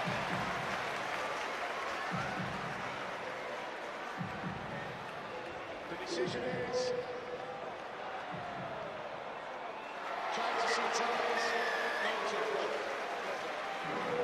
yes, not in touch. Josh Jones, 8th different try scorer tonight then for St Helens. They're on the way back to the top of the table. There's no doubt about that.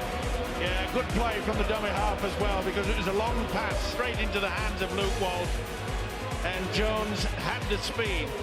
And when you look at this St Helens 3-quarter line, the combinations between Dawson and Makinson, and of course Jones and Swift, they keep switching around. Often Jones will go out the other one as well, and it really does augur well for the future. This young 3-quarter line that the Saints have, also powered by this gentleman, Luke Walsh. Is at a fine game. John made reference to the 2 massive sledgehammers that St Helens have had, McCarthy, Scarsbrook and Walmsley. I know we'll never know the answer to this, John, but had they been playing for London, I do think St Helens might have found themselves with a few more problems. They'd basically set up that try. I would agree with you, Bill. It was its simplicity, wasn't it? Just 3 very aggressive charges towards the central field position. That opened up the space on the outside. They've got the skill then to execute the play to release Jones on the outside. But it was the charges up the middle that really gave the space for Lomax just to pop the ball out to Jones on a lovely skip line, got outside his defender and finished in the corner. If you were the coach of St Helens then, would you have them both on the field at the same time, or would you alternate one to the other? Well, I think when Kyler Moores, it's a different thing, isn't it? Because you've got 3 men you can really rotate in there. But I think it's a good idea tonight, when it's all about winning this game and close this game out, to get them out there and leave them out there as long as they look as if they're not fatiguing. Well, I've just noticed Alex Walmsley's gone to the sideline and he's taken a bag of ice off the trainer. Bill Arthur maybe can tell us more. Before he did that, Eddie, Alex Walmsley actually had a word with Kieran Cunningham on the headset. They put the cans on him when he came off the field, and that was the reason for the laughter. Kieran Cunningham obviously said something to Alex Walmsley on top of the fact, well done, because he, among others, have been responsible for Saints' dominance in this second half and has come off for a well-earned breather. Yes, a well-earned breather for Alex Walmsley. And 42-12 the scoreline. Here's the moment when Kieran and Nathan Brown had a word with him, and there's the message being passed through the headphones, and laughter all round. So I wonder if later on Alex might just tell us what the story was. It's interesting though, Eddie, they've put Solihull in the middle channel now. They've replaced Worms with Solihull in the middle. They've kept Flanagan as one second row and Wilkin obviously as the other. So we'll just see how he goes in that middle channel. This is Farah, who gets the pass away to Matt Cook, which is the last tackle coming up here for the London Broncos. And in centre field, it's Drinkwater with a high kick, but far too long, and that's easy for Adam Swift. Had it been an onside chase where the chasers were behind the kicker, not gone as far, at least he could have contested it. You're more or less turning over the ball, aren't you, there? Well, we saw on the occasion where Mins picked up the ball from a high bomb. It was a bit of a problem. Also, talking of problems, it looked like the winger Adam Swift has a bit of a knock. They've given the AOK, is still out there. It's going to be 11 straight defeats at the start of the season, and yet another night when they have conceded 40 points or more. It's the 9th time this year that they've scored 40 or more. That's back in a to match. 6. London player got a touch to it, so this is the power play. And Makinson is full of power and full of running. Gets up, plays it quickly to Wilkin, a scattered defence. Soliola. Well, they're lined up across the field from left to right at St Helens, and he's going into centre field to Flanagan, to Walsh. And there's been an obstruction there in the view of Matt Thomason. That's good, isn't it? An early decision by a referee. He thinks that he's obstruction. He's run around the back of his player, and the Broncos defended. You happy with that, Stuart? He's got it absolutely right, yes. And if that had gone to the video referee on a try-scoring situation, the video referee would have disallowed it. So he's done really well to see that in live play. And maybe that's what they should be seeing in live play all the time, Stuart. And maybe they should consider removing the option to go upstairs for that to a video referee. Well, it's very difficult at times, especially with some of the pace that teams play. That wasn't the fastest move that we've ever seen. Some of the pace that some of the teams play at, it's sometimes difficult for the referee to pick up exactly where they've got it. So better to be right than wrong, eh? Absolutely.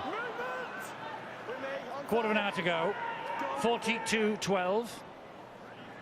And here is Jonathan Wallace on his 3rd appearance of the season. Well, they discussed video referees in Backchat last Tuesday. I don't set the agenda for Backchat, I wouldn't like to, but maybe they'll continue the debate this weekend. I doubt it. Oh, I see. You have a say as well, do you? Tuesday at 10 o'clock anyway for Backchat.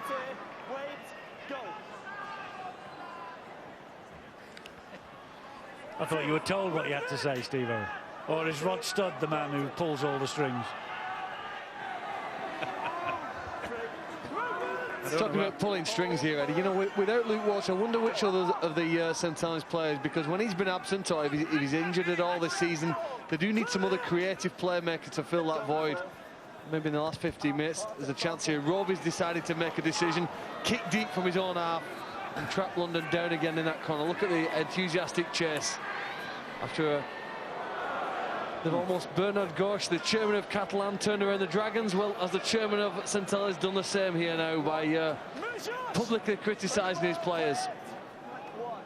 Well, I must say Nathan Brown would have been happy with that, because there was no less than 10 St Helens players on that chase as one unit.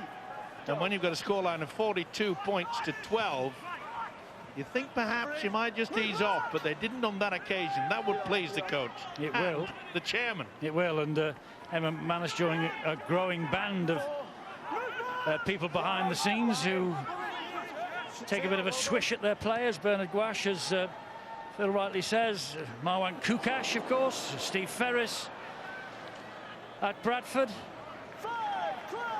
There's a few more as well, which I'm sure will spring to mind eventually. Sometimes it works, Eddie. Other times it doesn't. Oh, they've allowed it. They got away with that, the Saints. They have. Again, they've allowed the ball. Here comes Roby. Still going, Roby. Great run. And good applause from the home crowd as well, and rightly so.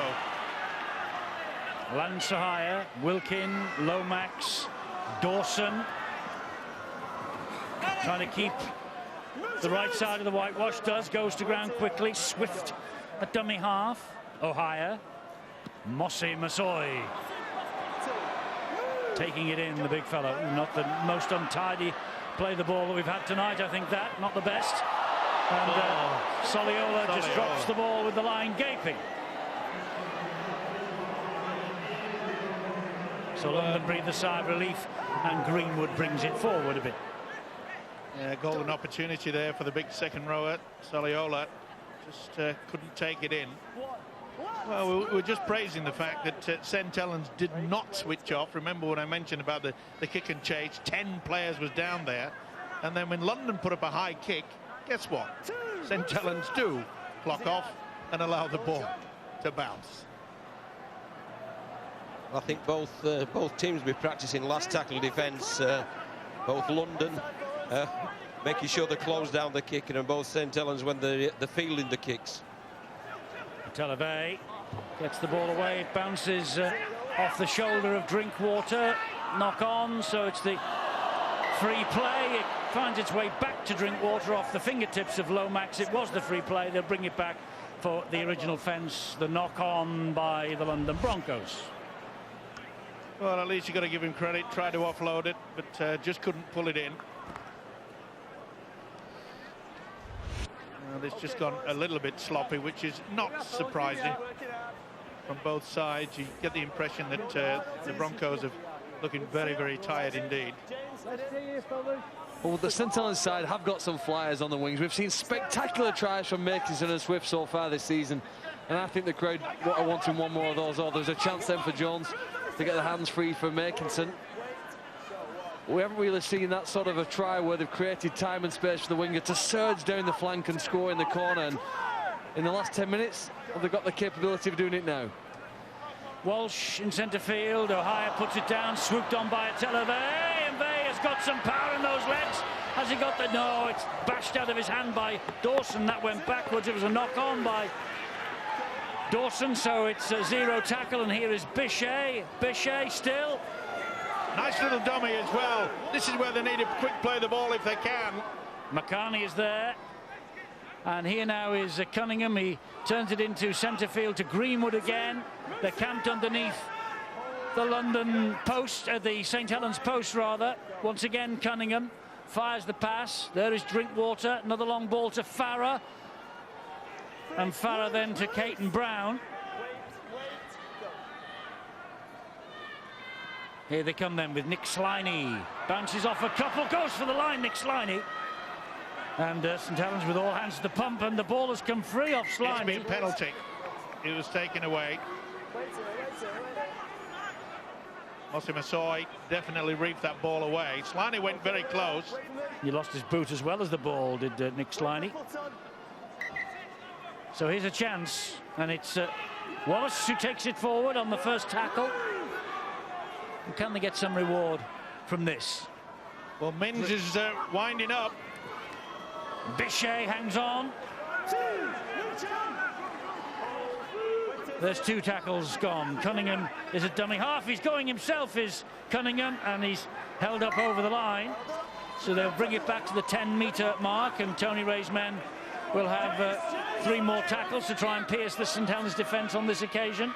That was good play by Lance O'Hire. Got right underneath him. Made sure that the hooker couldn't get the ball down. Well, can the Broncos finish on a bit of a high? Have they got a set pattern move? Well, Cunningham is weighing up the options both ways. He goes left and finds Drinkwater, who steps off with left foot. Flanagan quickly to him with Mossy Masoi. Cunningham waiting again. Again goes further wide down the left-hand side. Farah, a little ding through, and it's going to be, no, I was going to say it's going to be too long off Caton Brown, but it isn't. Lomax says he didn't take it over the dead ball line himself. He's just going to be allowed. He did. He did take it over the line himself. I was going to say he's just allowing the video referees to have a look at this. The video referees, remember, have 2 looks to be conclusive about the change. Well, he's claiming, as Johnny Lomax, that he had the foot on the line when he actually touched the ball. And it's a goal line dropout. Well, this is the 3rd set, isn't it? The Broncos have been attacking the St. Helens line, and they've almost had a bit of success in the earlier 2, so let's see if they come up with 6 points. Wallace to drive it back again. I think this is the first time, John, that they've had that luxury. So let's hope they can put points on the board. That was a big hit, wasn't it? It was. It was a Wallace heck of a tackle. A tackle on Wallace, the number 30 by opposite number Carl Forster. Back from his loan spell with the Broncos is Foster of St. Helens. This is Matt Cook. Matt Cook goes down 20 metres away from the line halfway through this repeat set of 6. Drinkwater again, looking for the runner. It's Vey, and the Televey breaks one tackle, gets the ball away, and has he got it down? Has Bichet got it down? It's a video referee's decision. Beautiful off-road by Vey. And as Mike Bichet come up with a try here, a consolation effort albeit for the London Broncos, but one that he will celebrate. Great burst through the 2 defenders by Vey, wasn't it? Yeah, and it's all about the grounding again. The offload's fine, there's no knock on there. Is he still in possession? He's grounded short. Does he retain possession of the ball when he goes over the line? Can't see anything from there that would say it's not a try. We could do with seeing what's on the other side just to see whether he retains possession. Well, it certainly deserved a try. He came on the angle. He's definitely short as far as I'm concerned on the first impact, but as momentum, he spins over. Does he get the second opportunity? Well, I think he's still in possession there. He's still got hold of the ball. Try time. I think the ball's down there. Depending where the whitewash is, we can't see that, can we? Well, he's over the line, Eddie. We saw that from the other angle. That's a brilliant try and a great reward for a young man who's worked really hard. He's had to do a lot of tackles. He's not had much joy with the ball, but I think he'll get some here. And the decision is try, the ball's grounded. Mike Bichet gets the try for the London Broncos. 21 years of age. It's his first start this since he played against Warrington at home in March. Just 8 appearances last year. Remember this one? Certainly will. And look how the big second rower comes on the angle, doesn't go on the outside, and the offload superb. Great support play by Mike Bichet. No little skill was there. Lovely little pass there that invited the big second rower there, Vey, into the space, and he certainly burst through, and that's great work there from Bichet, just supporting round the back to ground the ball, and then the conversion from Drinkwater, a very, very good 6 points there to the Broncos when they built some pressure. Yeah, it's been the start on their side as this fellow Mike Bichet.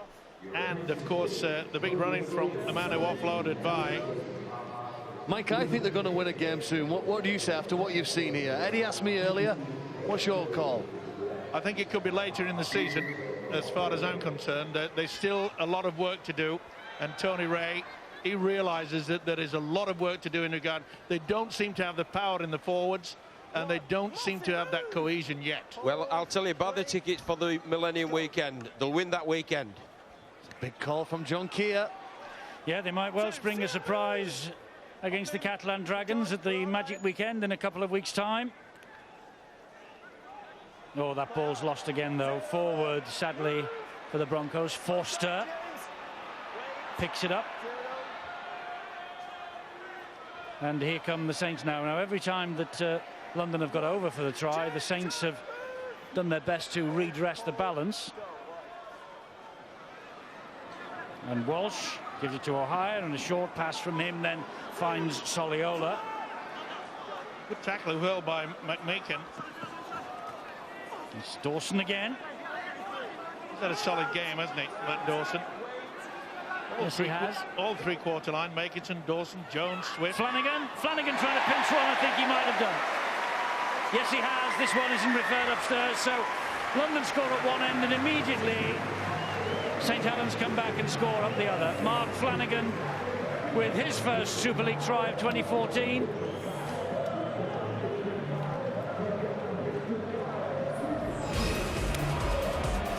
Yeah, just a simple Swift on the blind side. Flanagan knew that the tire in defence.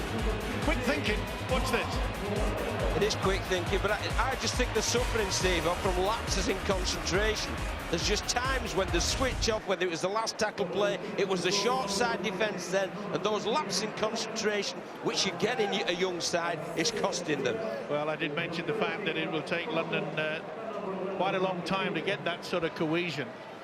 We noticed at the start of the game, too many errors allowed St Helens to get a grasp of this game very, very quickly, and he's had a fine game, this bloke. Yes, he has. Steve-O, in the build-up to the match, you said, you know, it might be a good thing for London to drop down a division at the end of the season, go into the Championship, and try and get something together with the team that they've got on the field here tonight and keep them for the future. But that's the big question. If they drop to the Championship, will they be able to keep all of these players?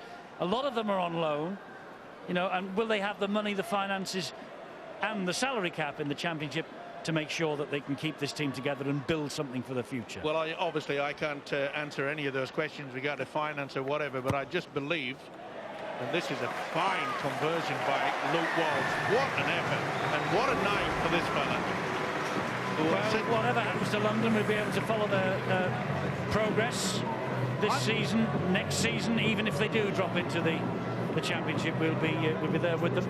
I made the point, Eddie, before when we were in the studio, that the London side now have got to start looking towards 2016. They look odds on to be going relegated, and this is where they've got to start thinking about the future to get back into Super League. And will they have the quota spots as well? I was going to say, in the division below. You're champing at the bit to comment on all of this, John, because you know the trials and tribulations that you have down and there's there. one quota spot available in the Championship, or there is at the minute. Well, it's always controversial, is John. No, he's just telling the truth. He's just telling us the rules as they apply. But I mean, everybody is on the side of London, I think, in the game from top to bottom. They want London to flourish, but they might have to take a step back, John, to come forward again, won't they? Yeah, well, it certainly didn't do Huddersfield any harm after 2001, and they've come back stronger. They topped the league 10 years later, so you never know. And don't forget Widnes. Correct. They've done it. Castleford. They've all had their opportunities, and you know, given time, that's what. Look, it would be a real shame if we had to lose the team down in the capital. There's another debate for Super League back chat. Here is Lance O'Hire and Mark Flanagan again. Oh, what a good pass that was over the top to Dawson. Well, Mark Flanagan, who just scored that try recently, he's got to be one of the players competing for position in the starting side, really, and I think that would help Nathan Brown if his team wants to be in the top couple of places at the end of the season. All of the forwards like Flanagan, really, and he's going to get his hands on the ball again here. Oh, he tries a short pass. That'll be knock on. Head and feed to St Helens yet again. Well, he's had a fine game as the halfback, Luke Walsh. And there's Mark's dad, Terry Flanagan, who does fantastic work with the charity Rugby League Curs. Yeah, pretty good player in his own day as well. Barry McDermott interviewed him recently, and in fact I think it'll be shown on Super League Superstars. You should try and catch if you get the chance to. Yeah, he's a good old boy, is Terry. There he is. Yeah, he certainly is. Very proud dad tonight.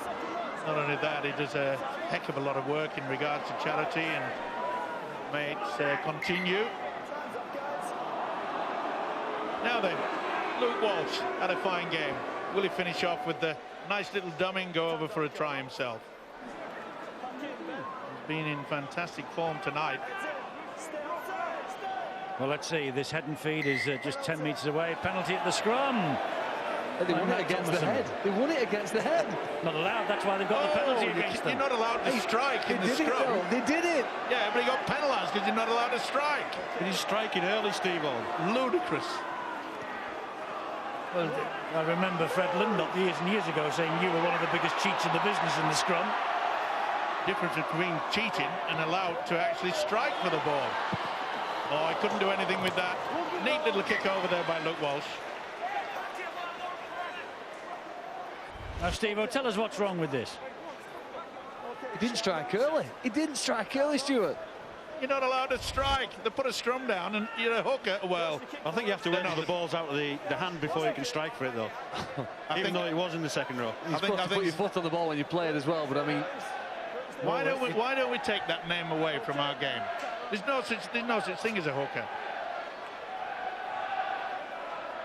Well, 15 seconds remaining of a match that St Helens have won, and an important game for them as well to get their confidence back and what's more, go top of the table again, albeit maybe for 24 hours, depending what happens as far as Leeds and Wigan are concerned tomorrow night.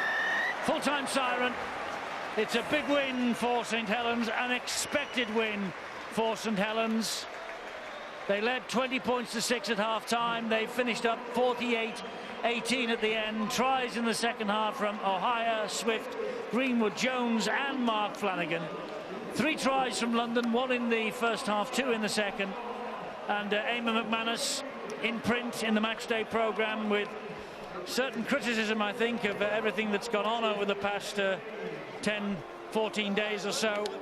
Some of the biggest disappointments of his entire time, he says, at St Helens, and he includes in that the disappointment of losing 5 grand finals in a row, he says. That is just how much disappointment he has felt. This will have improved his mood, and the fact that Saints are back at the top of the table tonight gives Leeds something to go for, and certainly gives Wigan something to go for, because should they win tomorrow at Leeds, well, they're just a point behind the Rhinos and not too far off the top of the table themselves, with the game in hand, of course.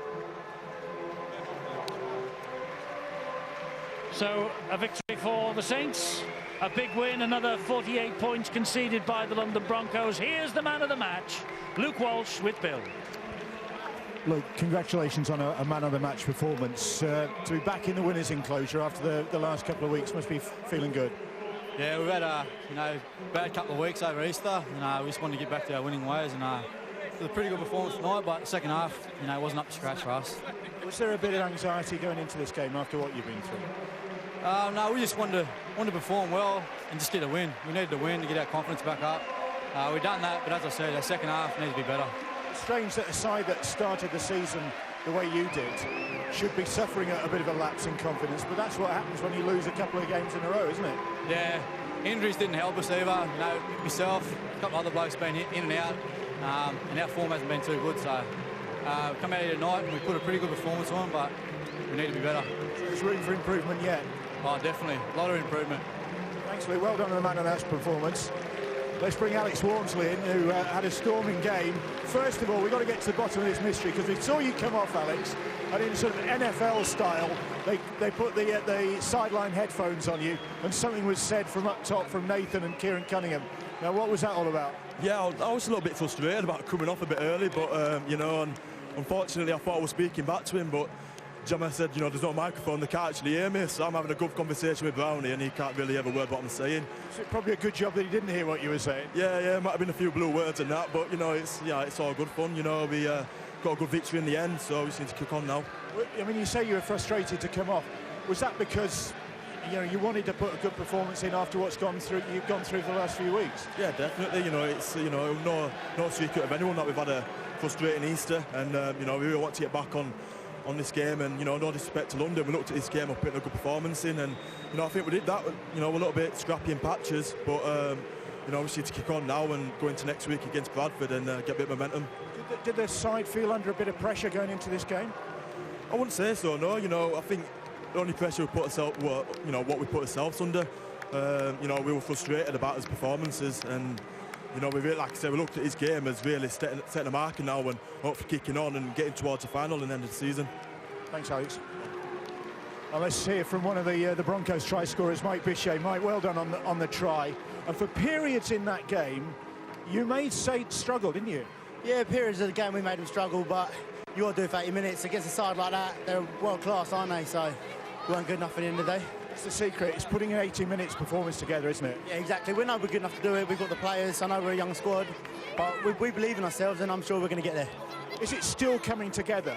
And we've heard from the Broncos camp before the game, you know, there are still players getting to know each other.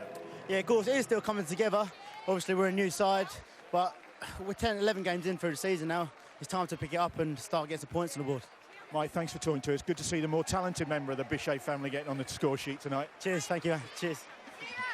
Yeah, Mike Bichet, a try scorer here against St Helens, who go back to the top of the table, courtesy of 9 different try scorers this evening, and all 7 of the backs across the whitewash as well. And Luke Walsh kicked, well, he's kicked really well all night, and he deservedly is the man of the match. So for 24 hours at least, the Saints regain pole position in the first Utility Super League.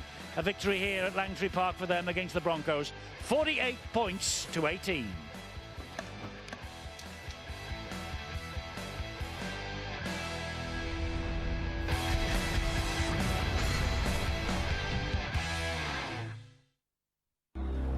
It's okay. Oh, he's not in touch.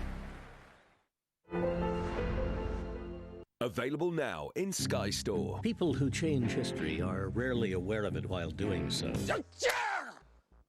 Oh, wow, did you see that? Right on the lens. Ron and his news team simply thought they were making the news more fun. Ron, where's my legs? I don't have any legs, Ron. Little did they know, You're a success. they were changing broadcast history forever. The news team is back. Anchorman 2, The Legend Continues. Available to rent now in Sky Store.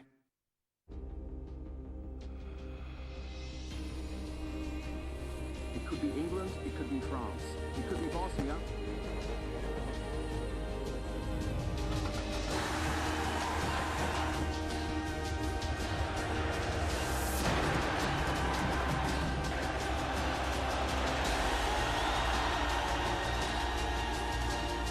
Scan your bud for the chance to win tickets to the 2014 FIFA World Cup final. The chase is on for the official licensed sticker album for the 2014 FIFA World Cup from Panini. On sale now.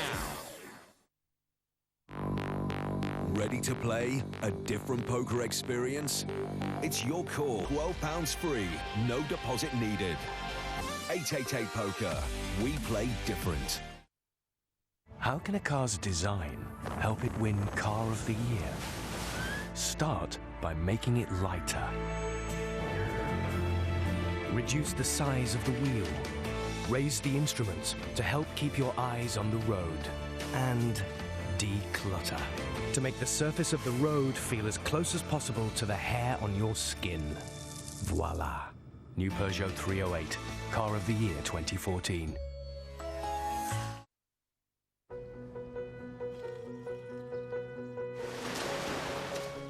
Sometimes you need to dig deep. Come on, everybody. During hard exercise, breakdown happens deep inside your muscle fibers. Maxi Nutrition helps provide your muscles with the proteins they need to recover, helping make you stronger and perform better.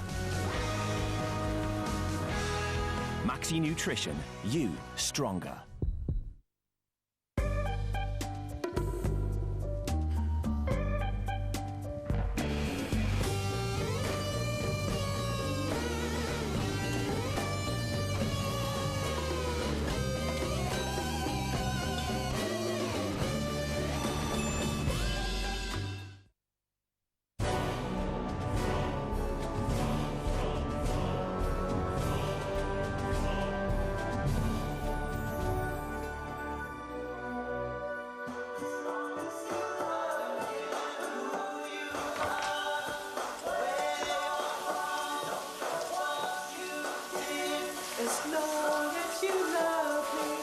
Make love, not war, with new Lynx Peace, also available in shower gel.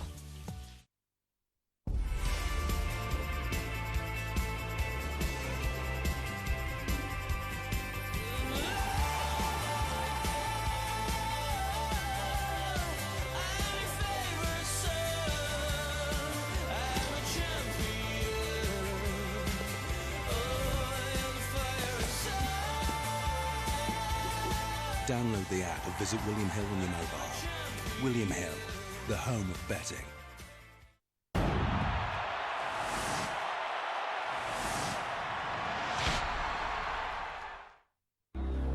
It's okay. Oh, he's not in touch.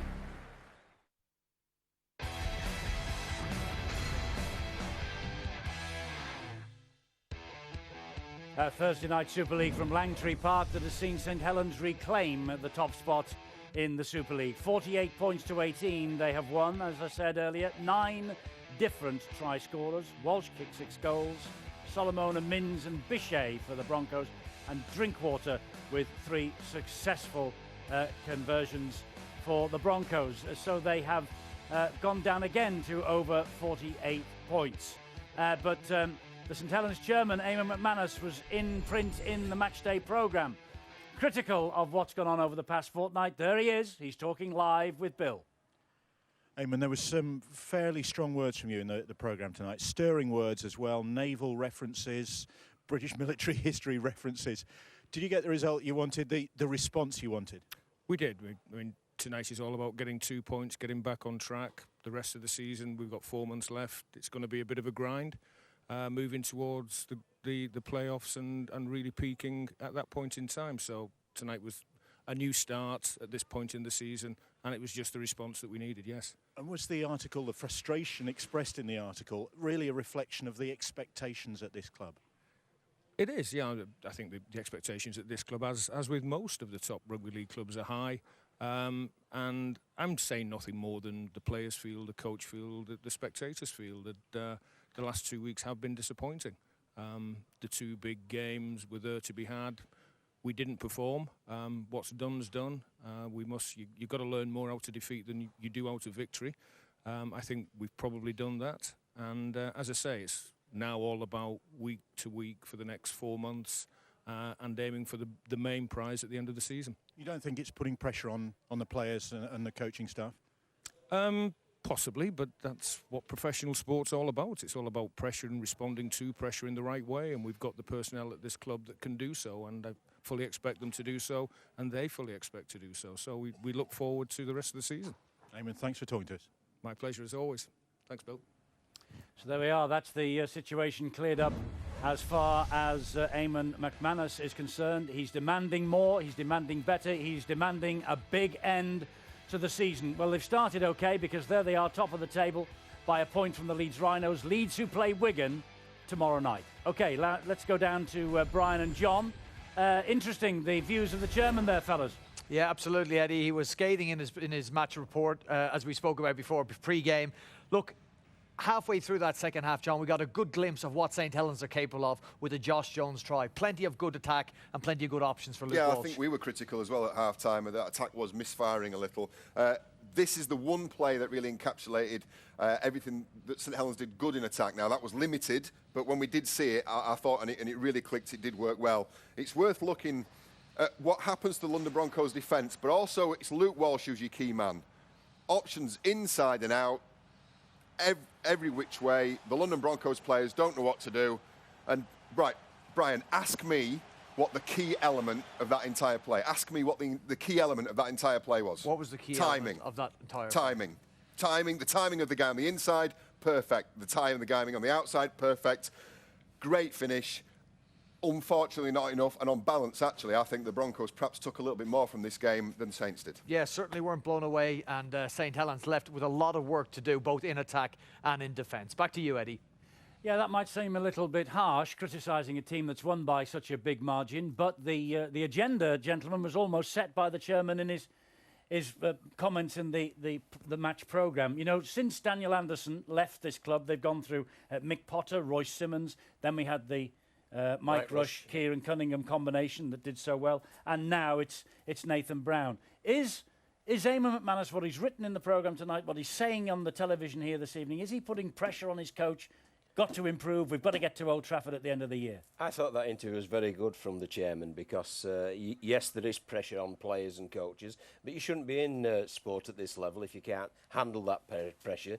And the greatest pressure from anyone in elite sport is the pressure you put on yourself, because you expect yourself to be at your best every practice session, every team meeting and every performance, and that's exactly what they want. And when they do that, they will be very competitive and they'll be amongst the front runners for the grand final. Steve, are we being harsh? Because, a fortnight ago we were praising St Helens to the hilt. They were going to go through the season unbeaten. They were playing great stuff.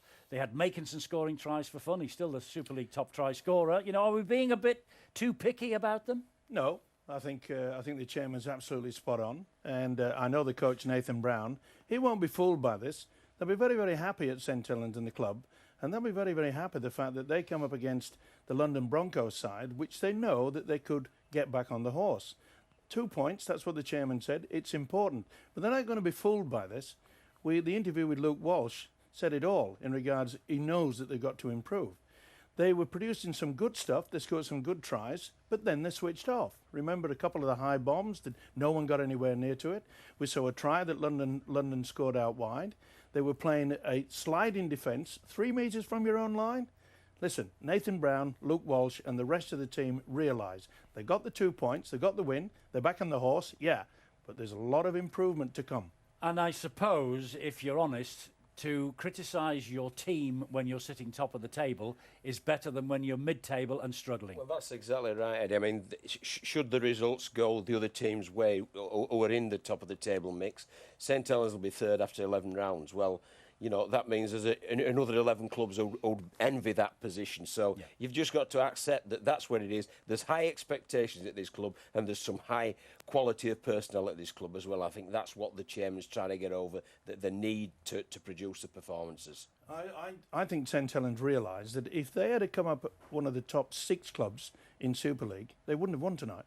I can assure you that. Because you think so, honestly? I'm absolutely some positive. Super tries, Steve. Some great stuff they played. They did, but look who they were playing against. You know, you've got to take it into context in as much that, you know, if they would have been playing the top clubs yet again, they would not have won tonight. But would they have, on the other side of the argument, would they have played like that against one of the top clubs? Well, they may not, but the context that Steve O rightly refers to, you have to look at the injuries as well. I mean, in the build-up to the programme, Eddie, you produced a list of players who were missing, and that would obviously make them better. But that's what's happening in a lot of sides at this stage of the season. It's a tough stage of the season. There's just been Easter. You know, we're halfway virtually through the season, so the bumps and bruises are building up, and you've got to cope with it in elite sport. And the bottom line is there is such high expectations at this place. St Helens is not one of the minnows of the Super League. No, we realise that, but they'll also look at the fact that, you know, London scored 18 points.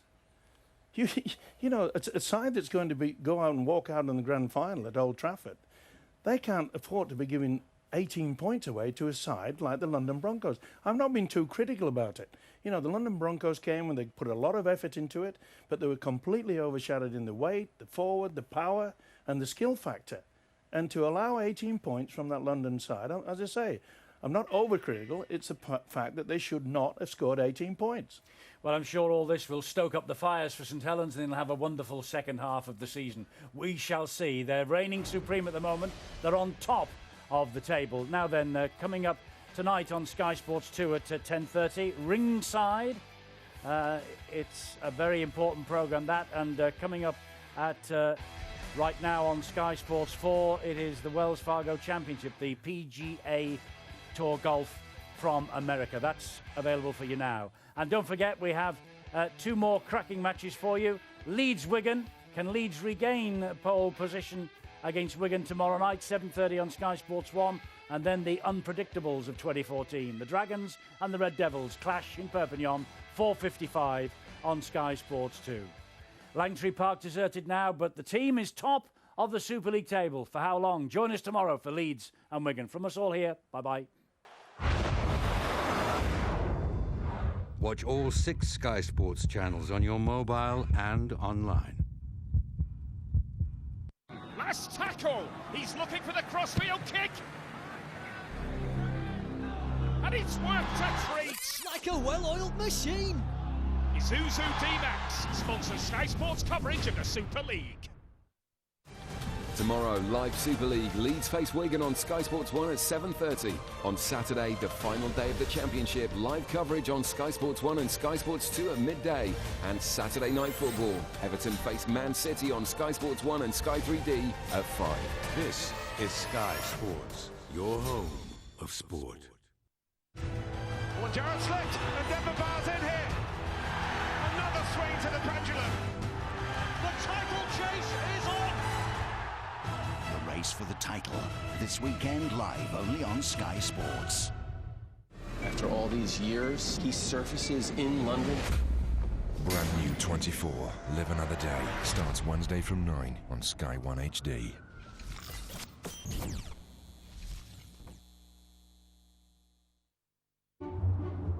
We're always late and it's always down to you. Your dad won't even notice. Oh, come on. Leave it.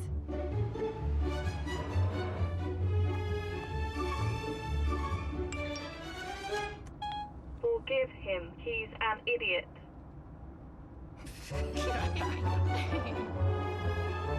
The Ford Fiesta featuring Sync with Text Reader to help you go further.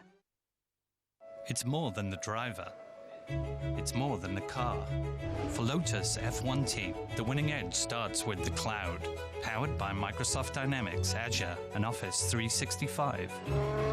The team can analyze and share data from over 200 sensors, working in sync to make the calls that make the difference between winning and losing. This is the Microsoft Cloud. For fab results like these, it takes years of experience and expert knowledge. Charlie, isn't that Groshaw's new planting magic back there? No. Just one handful helps you grow bigger, healthier plants. It's fast-acting for strong root growth. And the water-storing pockets keep your flowers looking fantastic all season long. Discover the secret of Groshaw's new planting magic.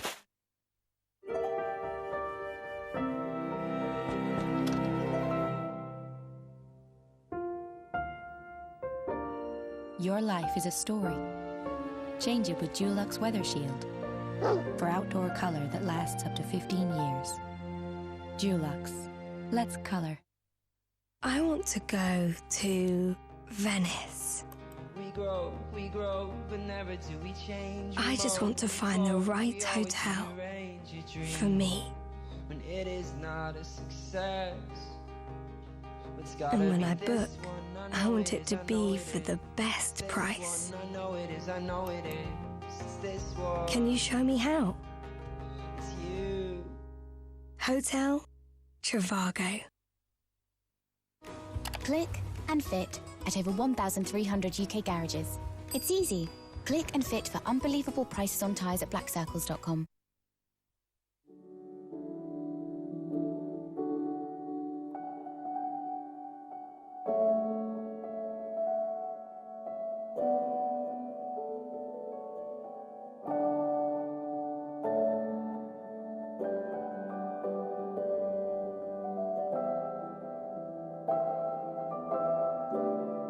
To the millions of fans who make the Barclays Premier League what it is, thank you. From Barclays.